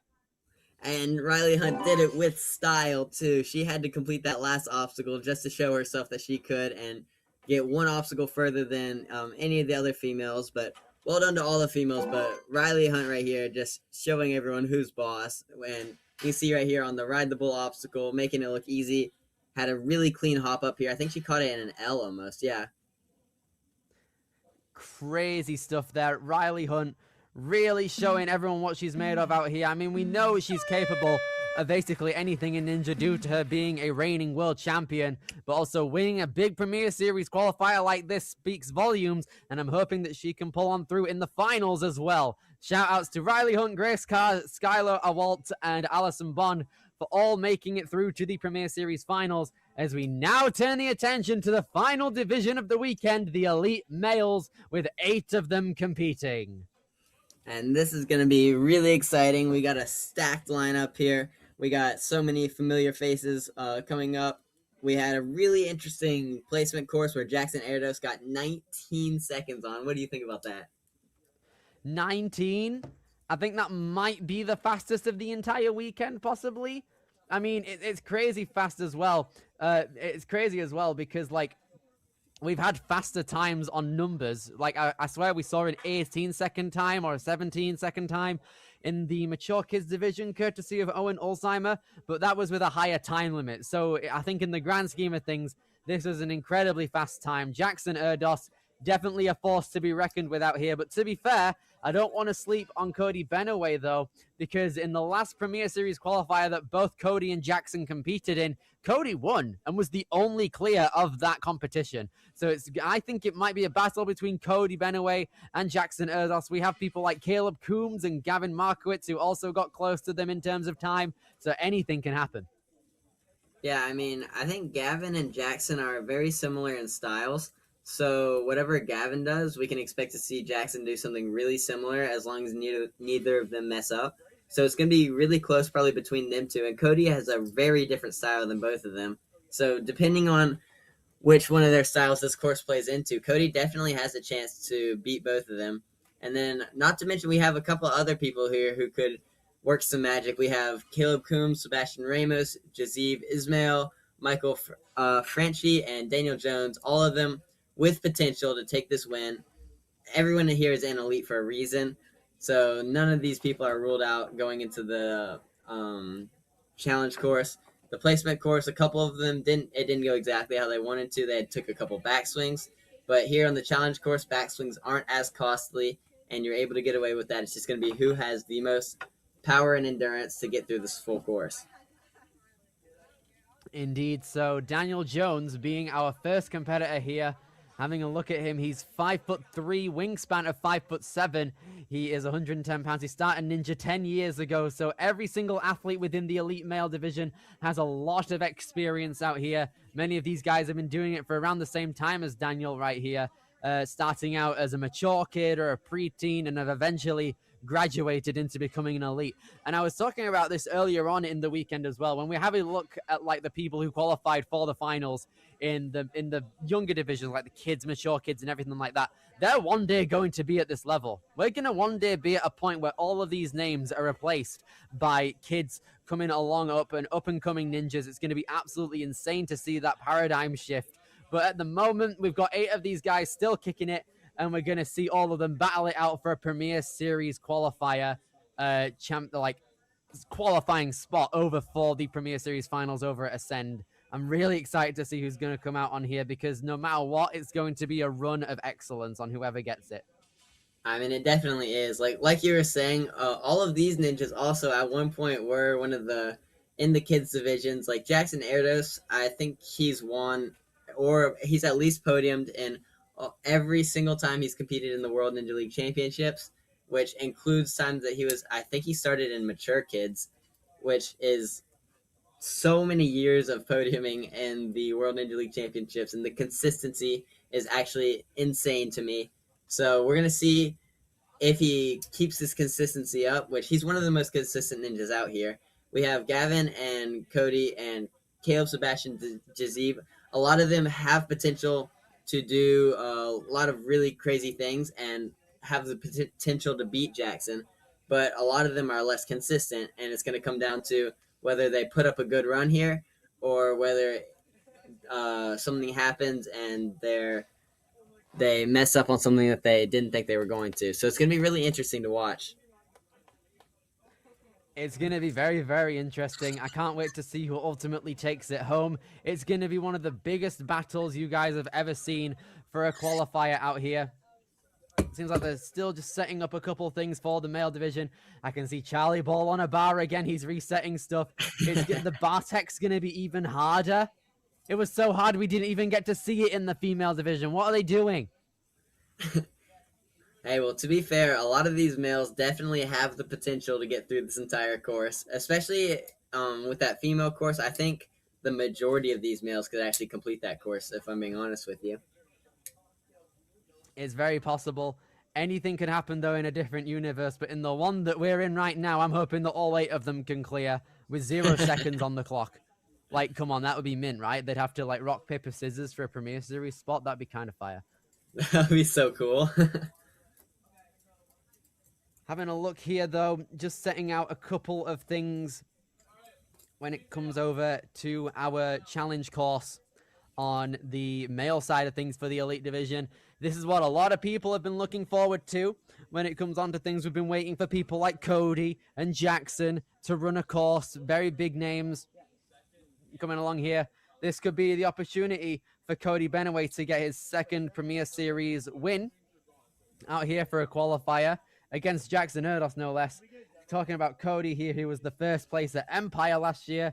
He got 6th place at Worlds in Season 10 in 2025. And he got 3rd place at the Elite Male New England regions for both Seasons 9 and 10 in 2024 and 5.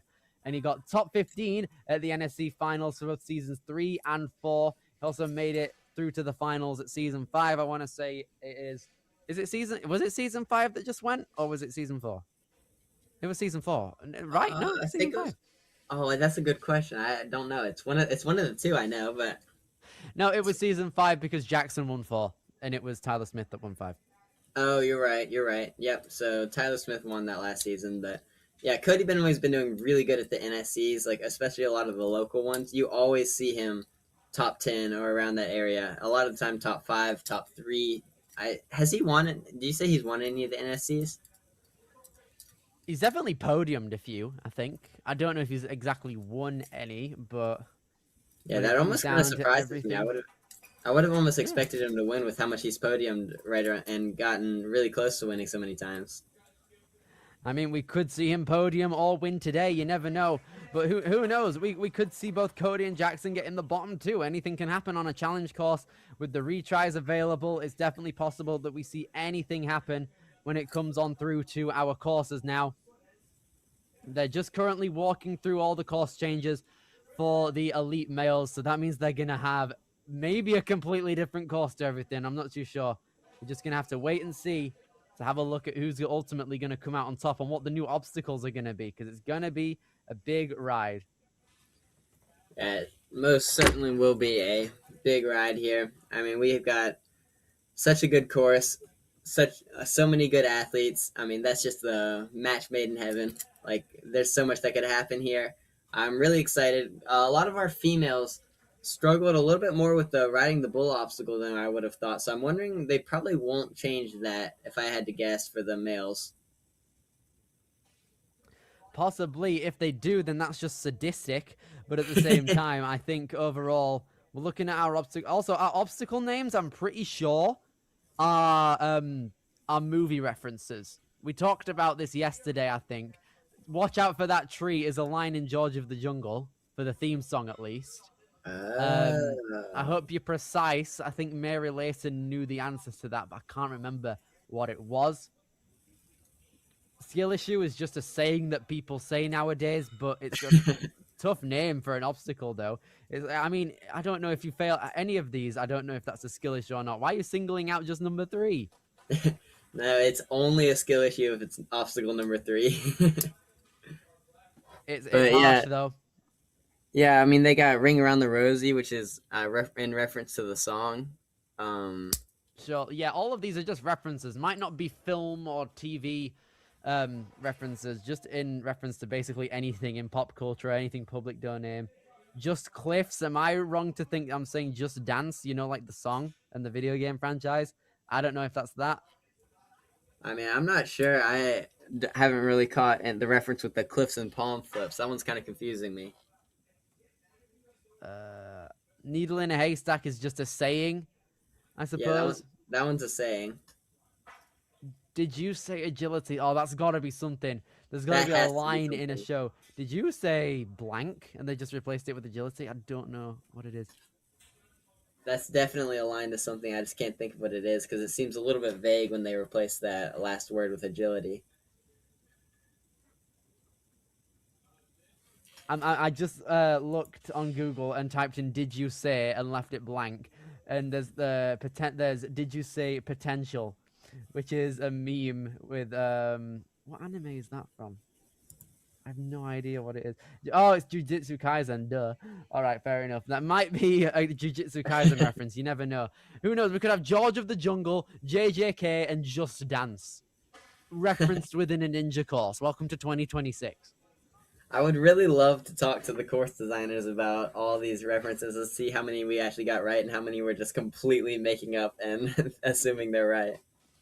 Yeah, I'm just going to DM Abby Clark being like, Tarzan, Jujutsu Kaisen, and she's going to be like, what are you talking about? What is this?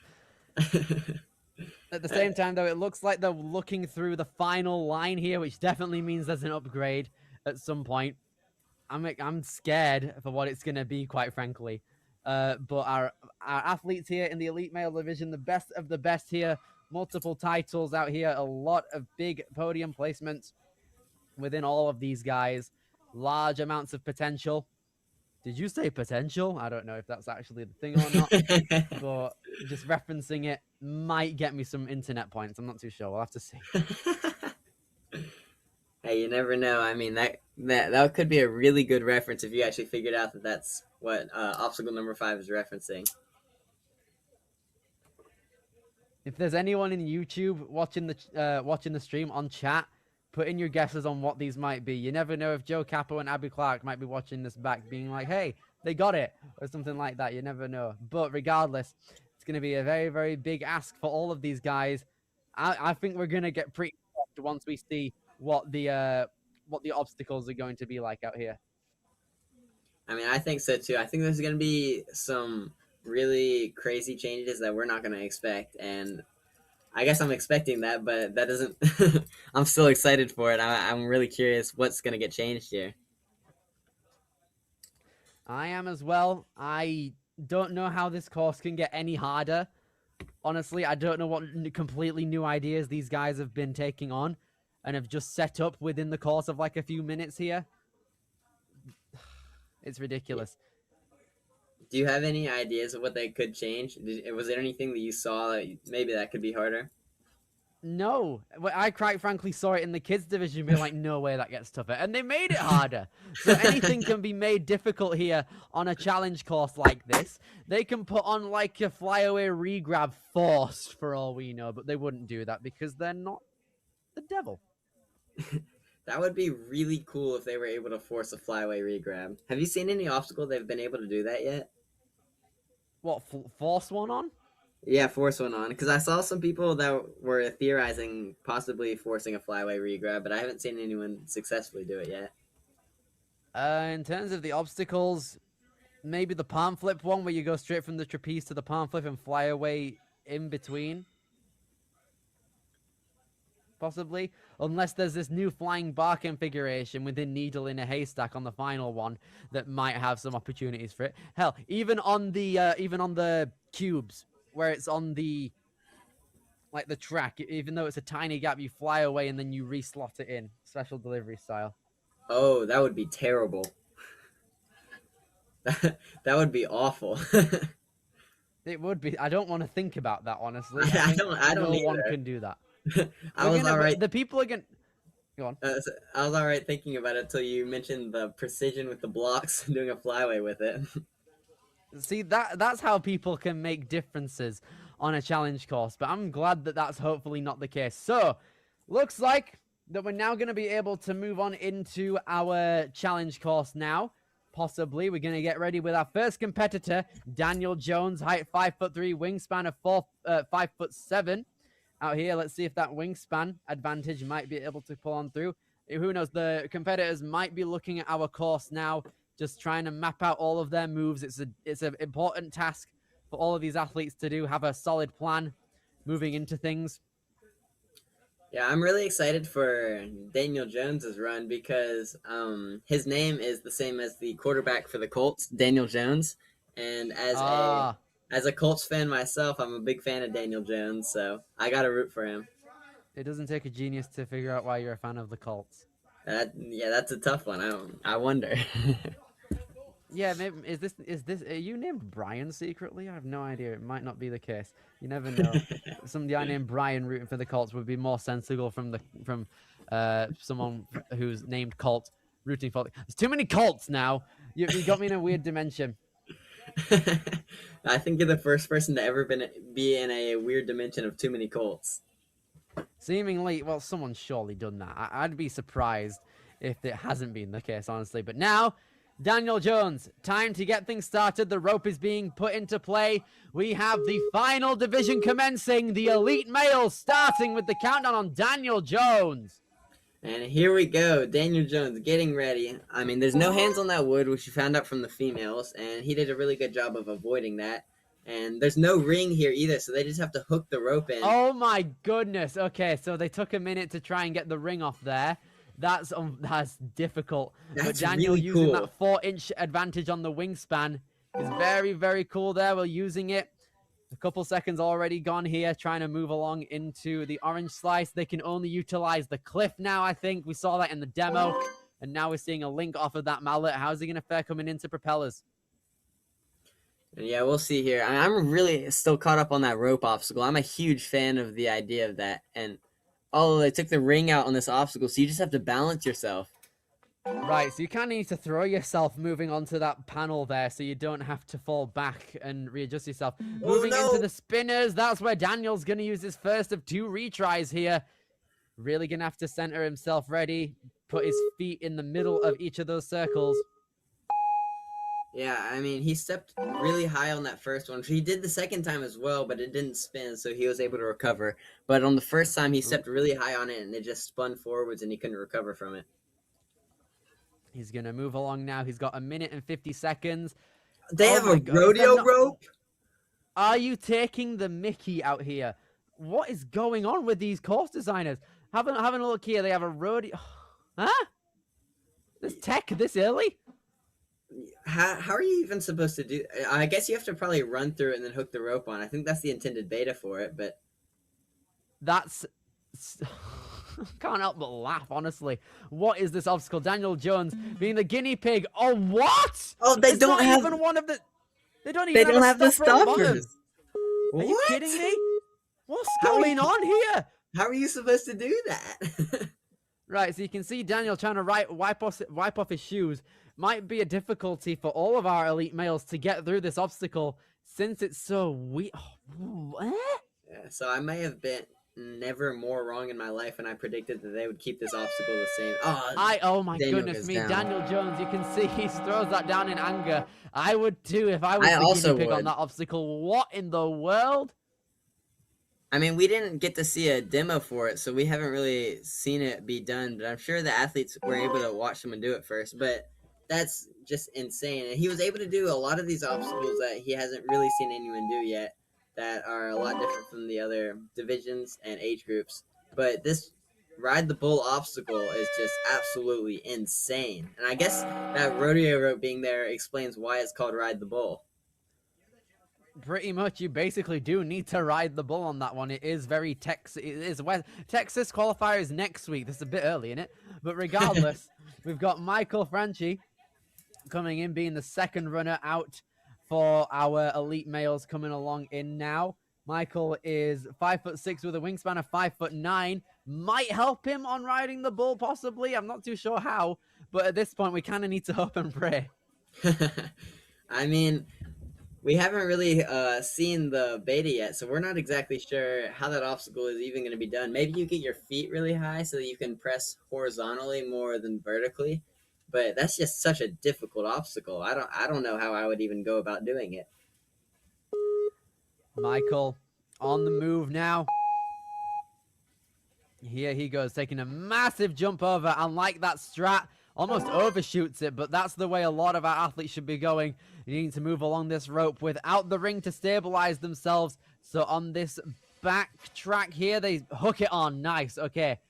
This is a very difficult way to move around, though. They kind of need to static the trapeze by default. He's doing a really good job of twisting his swing. He was swinging crooked, and on a singular rope like that, that can be really difficult to recover from. But he did it in a singular swing by kicking the right direction, which is a really excellent job. He's done a good job moving along onto that orange slice. That turnaround is going to be pretty difficult as well, I think. But that's the least of their concerns when they know what's up next. Michael Franchi coming along through now, coming into this propeller where they can't stabilize using a ring, so they kind of just need to throw themselves onto it. I would almost consider having a massive swing moving into the propeller and then going straight for the disc if I was really wanting to send it. You can see Michael kind of needed to force himself up with his upper body to get him up onto that platform, and now he's made the turnaround onto the spinning steps. And he is, keep in mind, behind Daniel Jones' pace here. So he's really going to want to try to get through this obstacle if he wants a chance at qualifying for the finals. Michael. Oh. Nice. Okay, so he's got it hooked on already. Oh, that's ridiculous. How do you move from that though? Like, I have no idea. You're kind of just stuck there. what? There's no grip. It's just a straight down pole. You need to like have the most buff triceps in the world to have it hook onto the bottom of it. And you need every muscle that Ninja does not usually use. You need triceps and lats and kind of wrists, I guess, too. Yeah, you need very flexible wrists here. He hopefully, once he gets a foot on, needs to get the rope a bit higher to secure it. But how is he going to move on here? He just needs to, like, immediately hook it on and then move back up. Get it back on. No! Oh, no! It's so slippy! Michael! Oh, my goodness. What are these guys going to do? I mean, it's just relentless so far. I haven't seen a single way that could even look possible. I am in a total state of shock at the minute. Michael has qualified all 3 seasons of the Premier Series, and this might be the first time he's not going to finals. I don't know. And that's just It's gonna be a difficult one. That might just be because he was running early, so he didn't realize it might end up being a race to the Ride the Bull obstacle. Yeah, at this point, Jazib Ismail, our next competitor, might be thinking that. So we might be seeing, especially with our later competitors who went fast on the placement course, seeing along through here, you can see he's trying to save every decimal point he can. Oh my goodness, okay. Yes, Oh! okay, doesn't even need the hook. The beta brakes here are going to help tremendously with time saves. You can see nearly 8 seconds.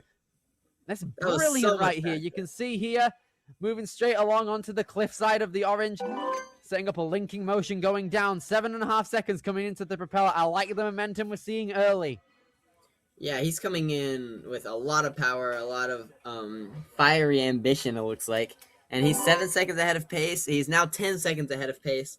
Let's see if he can get through these steps on time. He's got it. There he is. 45 seconds to this point. That puts him in first place, which is probably, if by my guess, going to be right on the line of whether he moves on to the finals or not. So he really is going to want to try to get through this Ride the Bull obstacle, but it's going to be a really difficult task. We haven't really seen a glimpse of it being possible yet. Not necessarily. He's going to try and inch himself closely to the end of that track. Oh, but man, it's so hard. In open gym, this would be fine. It would still be infuriating, but you don't have the fear of falling onto that mat since it's right next to that slanted platform.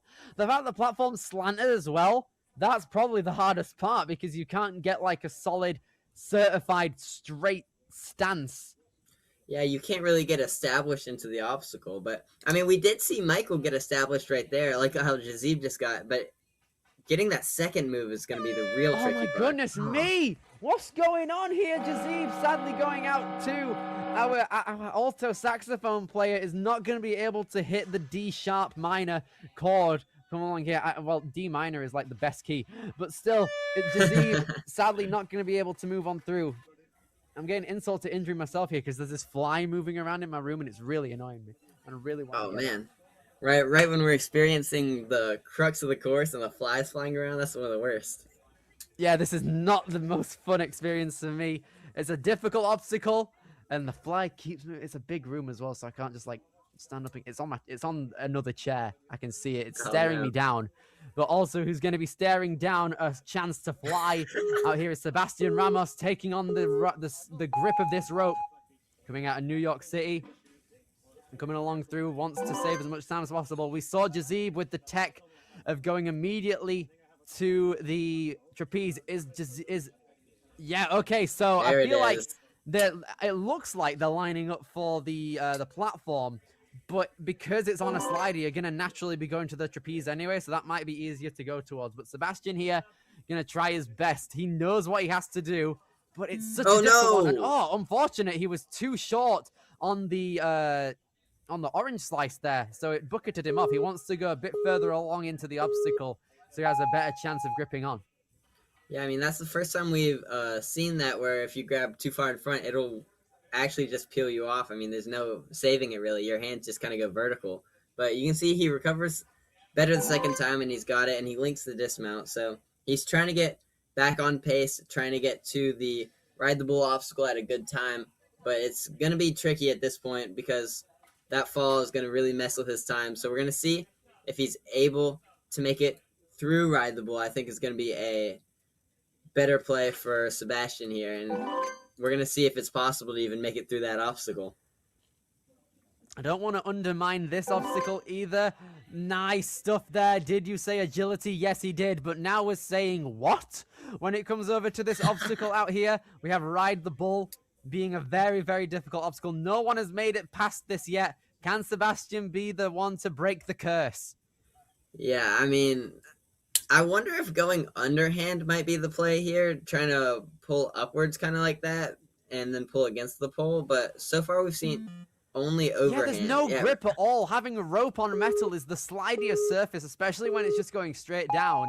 I'm personally thinking if you get a run up onto that box and you just kind of send it and wrap it around the third pole where you've got a stopper, maybe you'd have to think quite outlandish to go for that in a competition. That would be a crazy idea. The one problem with that is that you would hit the first two poles while jumping for it. You'd have to be like around it though is the problem. So you have to kind of like whip the rope around. He gets higher up, he's get the first on one. The obstacle. Sebastian though, he's high up. He looks comfortable right now. Oh no, that's the closest close. we've been. That's the best we've had so far on that first transfer. Oh, it was so close. There was so much potential. Oh, Sebastian, he needed that too. That would have put him in a wonderful spot going into the remaining athletes, but it's still a great performance there. He's that close. I don't know what to think here because now we have our final four where we're going to be having people locked in for the Premier Series finals. Caleb Coombs coming out of Liverpool, Pennsylvania. Lucky rooting for Caleb because Liverpool's a really cool city in the UK. But bias aside, it's not really a bias. I want everyone to get through somehow, but Caleb's run here is going to be the first one where a finalist slot is going to be confirmed for one of our athletes. And right now it's going to be the person who's gotten to the riding the bull fastest if they're not able to clear it. So it's going to be a race to the bull. Yeah, I mean, I think Caleb Coombs, from what I've seen of him competing, I think there is a chance that he's able to complete this Ride the Bull obstacle. I mean, I don't think it's going to be easy in any sort of way, no matter who you are, but I think his technique and stuff is usually really good. So I'm wondering if he's going to come out with some kind of technique that allows him to get through this obstacle. Here he goes, immediately trying to lock it in, keeping hold of that bar. You can see himself eyeing up that trapeze. And he has not been able to lock it in fast. Okay, this is kind of dire because his seconds are going to be preciously wasted here if he really needs to get over to riding the bull. He needs to keep composed. Wants to keep his strength for the bull, though, but he is draining it by hanging on these pipes and ropes for a bit too long here. Might want to just go intended, possibly. It's hard, this. Yeah, he's draining his energy, too, if nothing else, because the time is only going to matter if he fails on the Ride the Bull obstacle, but if he reached out to it. If he gets through the Ride the Bull obstacle, his time won't matter. However, this is draining his energy. Yeah, he's going to have to take a retry here. This is so tough for him. This is not where you want to be using a retry either. This early on, he's already taken about a minute out of his time. So at this point, he is either going to be first or last place. There's no in between right now. He's very low hanging. He needs to be very careful of not accidentally foot tapping and putting too much pressure on the ground. Caleb Coombs. He qualified for Premier Series before. Can he do it this time? It's definitely going to be a tough one. He's got grab of the trapeze finally. Getting that diagonal dismount might be a bit tough, but he's got it. He's got 1:30 left. Realistically, what he's got to be looking for is just to get through Ride the Bull and take that first place spot, because he's got so much energy drained right now that looking further than that is going to be really difficult. And once he gets through it, he might be able to look further, but that's really just going to be his goal, because he saw from Sebastian that definitely getting through Ride the Bull is possible. It's just incredibly difficult. Is anyone up to the challenge, though? It's got to be Caleb. Here he goes. Needs to try and move through the agility, and he's done that. But now, this is dire because a lot of people has spent a long time on this obstacle, but he only has 48 seconds left on his clock, so he's really got to learn to get through this obstacle in a quick manner. Is Caleb going to be able to get it? He has 2 attempts if need be, but time's draining himself. Yeah, he's got 35 seconds left. He's taking a slow approach. It looks like he might be just trying to get one good attempt in. Okay. Oh, but he's fallen down. Oh, Caleb Coombs is not looking the best right here. Just under 27 seconds remaining. He's trying to think about all possible scenarios now. Let's see if he can recover this. You can see Jackson Erdos right there was telling him exactly what he needed to do. Jackson Erdos is really good with technique as well. So we're going to see if Caleb can push hard into it. Oh, no. Caleb's down. That's unfortunate. A lot of people, sadly, going out there. Caleb might be in last by the end of the day. We don't know. But with that being said, that means that our man in first place at the moment is going to be going on into the Premier Series finals. Just trying to get the results up real quick. It's going to be right now. Jazib. Yeah, Jazib is in the Premier Series finals. Cody Benaway here, the tall man, a height of 6'3", wingspan of 6'5". Is his height going to be an advantage or a disadvantage moving into the bowl? It's going to be very, very tricky for all of the remaining athletes, even if they are some of the best in the entire sport. But Cody can use that 6'5" wingspan to his advantage moving on to that trapeze. This is working out well for him.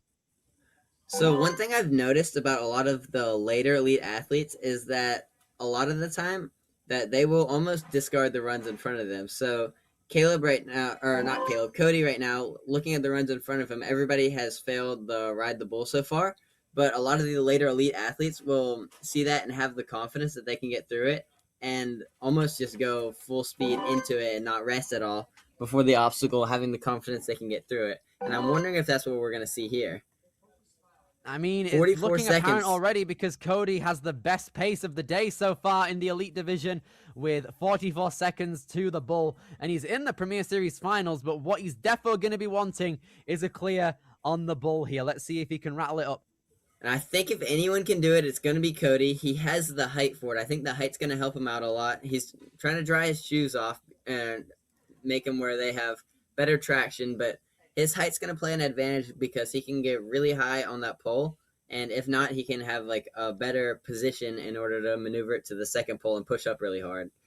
So we're going to see if he's able to pull okay, it I was thinking about this. He's going the other way, possibly. He's having oh! Okay. He's got it in. Hasn't used the retry yet, which is the big part. Can he get it? No, you just can't get any traction. This is infuriating to see. Cody Benaway, one of the top athletes in our sport, having trouble on the crux point. I'm really interested if he's going to get the second try because this is going to be really close. I mean, on his first try, he just slid right down, but he knows that. He knows he's going to have to pull out really hard right here. And I don't know if he's going to pull it off. It's going to be really close. We'll see if Cody can work his magic here. He's got a minute left. This is tricky here. Come on, Cody, please. I beg you, mate. Come on. Come on. Can he go? Oh, my goodness, we have a time. We've got one. We've got one. The gym's erupting. He's onto the holds now. 40 seconds. He's trying his best to move through it as best he can. He still has to get the sky hook at the top. If he falls here, it's going to be heartbreaking. Straight to the disc now. What? No! I'm hearing the boos. He did the hard part. I'm on the booing side personally. What went wrong? Did he miss the dismount? Has it been moved forward? What? Oh my goodness, there's no way. He got through that. He got through everything. He got there the fastest time. He's still in first place, but he got through the crux point. He got through everything. He all the way through the poles. And then he missed the dismount. Oh, no that was way. so close.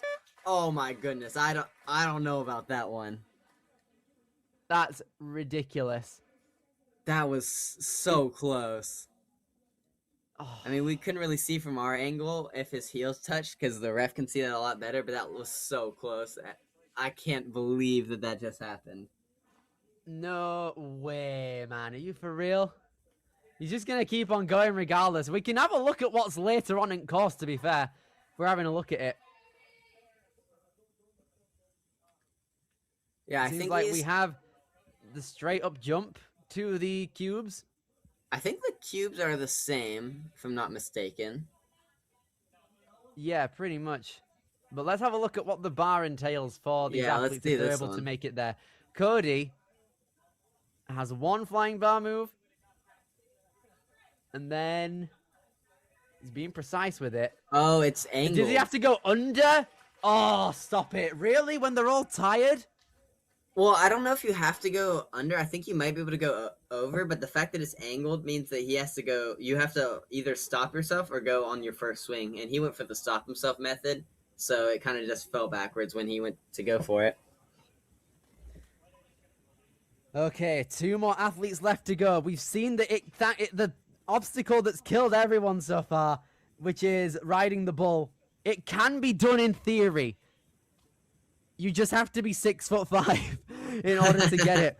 But Gavin Markowitz hopefully is able to try and unlock that beta even further and clear the obstacle and keep the spirit alive for our elites.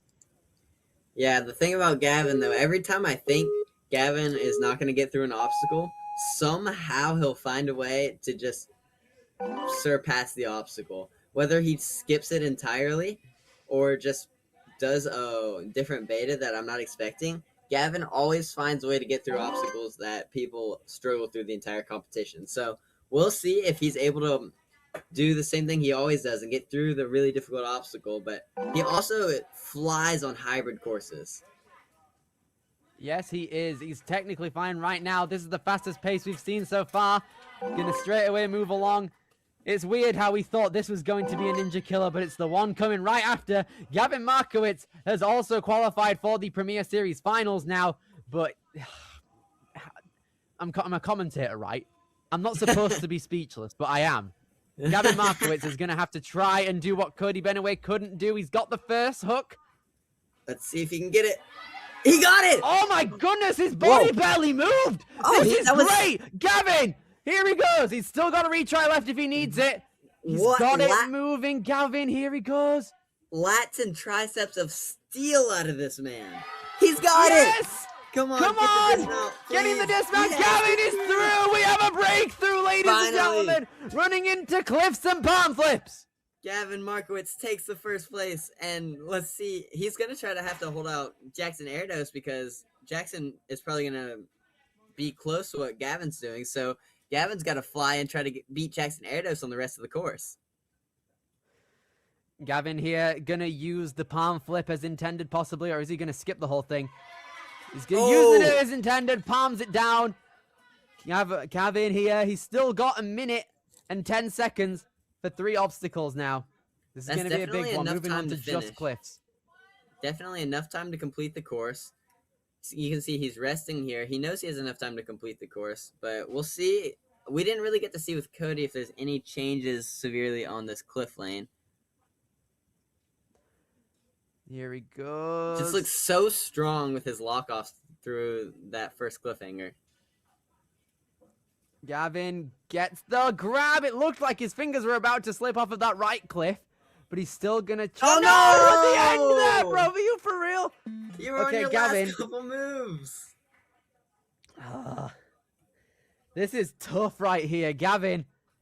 He's only got a few seconds left to go. It's still possible that he can clear this cliffhanger. He's shaking out. He needs to get all the way on through here. Let's see if he can do it. See if he doesn't pump out towards the end like he did last time, swinging on that one hand. And he's got the transfer move. Needs to be careful because it's probably another sloper on that side of the board. Can he hold it? No, he slips down.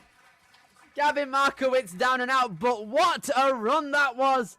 After 7 runners, we finally have a breakthrough on the treacherous bull ride.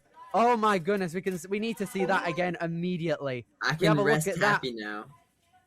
Yeah, please. It's currently 12:20 a.m. in the morning for me. I'm pretty sure I woke up my entire street when Gavin got that pull. But oh my goodness. Oh my goodness. I don't think I would have been able to sleep tonight if Gavin did not get that move. But now that Gavin's got it, everything's right. Someone has finally completed the treacherous ride the bull obstacle. But if there's anyone who's gonna do the same thing and follow in his footsteps, it's gonna be the one and only Jackson Erdos. I'm going to put a bit of context onto this run right here because Jackson, throughout this weekend, has just been putting on a elite camp of Ninja at Ninja Logic down, I think it's in Pennsylvania or somewhere there. He's been doing it with Matt Bradley, Addy Herman, and Corinne Capriotti, but that means he's been working a lot over the last couple of days, it looks like. His energy, I don't know, is going to be at 100%, especially with that placement run earlier. But he's got to have a lot of adrenaline. In comes the champ, Jackson Erdos, the final runner of our weekend. And what a fitting final runner of the weekend, finishing off all of these amazing courses. Oh, he's getting a little caught up here. But he can how do you recover that? How does he one did just it do inversely. He went to the end of the track instead of staying at the beginning. We're seeing the adaptability out here from Jackson Erdos. He's got the top time moving into the propeller. It's almost guaranteed at this point, knowing him, that he's going to get through to Premier Series at Empire Ninja last year. He got second just behind Cody Benaway, but today he's currently in second so far. Can he best Gavin Markowitz here? And you can notice right here, he's 0.1 seconds behind Gavin's time. So they were neck and neck to this point.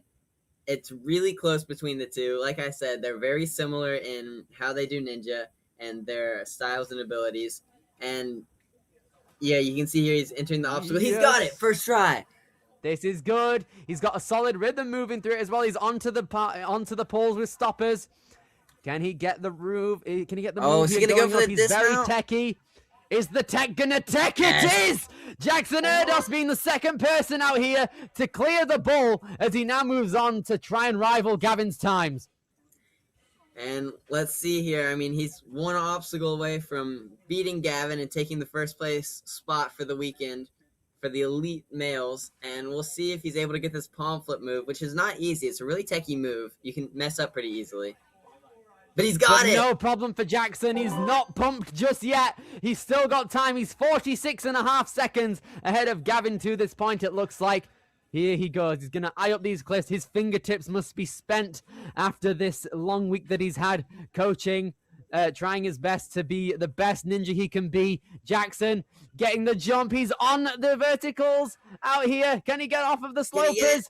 Just like that, he's got the grip of a god! Jackson Erdos is going to be your champion out here for Next Level Ninjas competition out at here in Premier Series. But here he goes. Jackson, still calm, still collected. Needs to try his best to move on in. He's got the precision. Needs to get the sideways grab here, which he's got. Careful! One more move. Come on. He's got it. Right. 30 seconds left with Jackson in first, taking revenge from his other Premier Series qualifier he did last year. The bar is in place. Onto the upper one, he messes up the tech first time around, but Jackson Erdos, knowing him, gonna have to try his best to get it in a second time. This is it, the final obstacle attempt of the weekend, down to our reigning world champion. Just over 15 seconds left. Gonna have to keep calm, Colt. This is big. Oh, can he get it? No! Oh, man. Jackson Erdos sadly going down at the very last hurdle there. Seems to be a very techie move there, but just too much for us to handle at the very end of a very treacherous challenge course with this thing, this obstacle that we're seeing. I don't like it at all. I don't want to see it on my screen ever again. Well done to both Jackson and Gavin for clearing that, though, and Jackson for getting the top result of the weekend here for our elite division. I'm glad we saw the bull conquered and the cliff conquered too. Let's have a look at this tech again. Maybe he tried to thread it in instead of going under, but it seemed like it was just too much for him. But well done to our top four: Jackson Erdos, Gavin Markowitz, Cody Benaway, and Jazib Ismail, all going through to the Premier Series finals.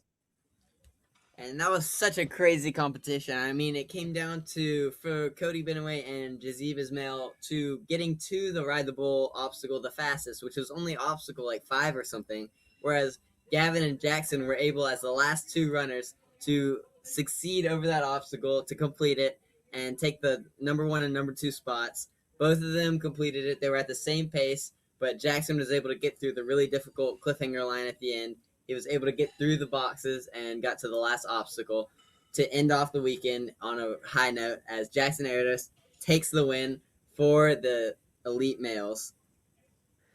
And for our elite females, we've got our reigning female world champion, Riley Hunt, taking home the first place spot. We then have Grace Carr, Skylar Owalt, and Allison Bond taking home some Premier Series finalist slots. We're going to see all 8 of those named athletes at the Ascend Obstacle Training Finals for Premier Series in Marlborough, Massachusetts. Can't wait to see them out there. We've got some very high talent coming in from this weekend. We're going to have a look at these moments again. Riley Hunt coming along, having a very, very good run, coming along on that first course. We then had Jackson Erdos taking home the win on both the placement course and the challenge course. Both of our winners took home first on the placement and challenge courses, by the way. 2 on there. Brilliant stuff. Riley coming in fastest up to the up to the bull at that point. Absolutely brilliant stuff there from Riley. Really showing off her speed and dexterity. Brilliant stuff there. We can see her. She had it. It was a ring for our athletes there as well. But it was such a tough one, this bull here, wreaking havoc all weekend. She was able to get over to the cliff line, which was brilliant to see. And she made it to the final obstacle, or the penultimate obstacle, either way. Just missing out with her hands a bit too pumped. Then Jackson Erdos, after both, it looked like Sebastian Ramos earlier, and it was Cody who nearly made it. So Gavin Markowitz and Jackson Erdos came on through, did absolutely brilliant, but Jackson was just able to push through a tiny bit further to get to the end of our course. Tried to thread the needle out there, just sadly wasn't able to move on through. These obstacle names as well make a lot of sense because the final obstacle is needle in a haystack, and we're needling it there. Yep, all the obstacles named after the final result for them. The ride the bull because of the rodeo rope around the pistons, and then the thread the needle. All of them ended up being making sense in the end during the elite division. But what a crazy competition! I mean, what are your thoughts on the competition as a whole? As a whole, it's been absolutely brilliant. The Northeast is always an incredible region to be out here with. When it comes to any type of ninja sport. When we're at a Premier Series, we see so many people. This has been the highest attendance of the season by far at this point. I'm super excited to see what the future of Premier Series holds for us. We are heading to Austin Ninjas in Texas next week on August 15th. All the divisions happening in one day. It's going to be absolutely mental. Cannot wait. Colts, thank you so much for joining me. From Colt Elder and Billy Dixon, we've been your commentators for the Elite Division, and we will see you later. Please do take care. Have a good night.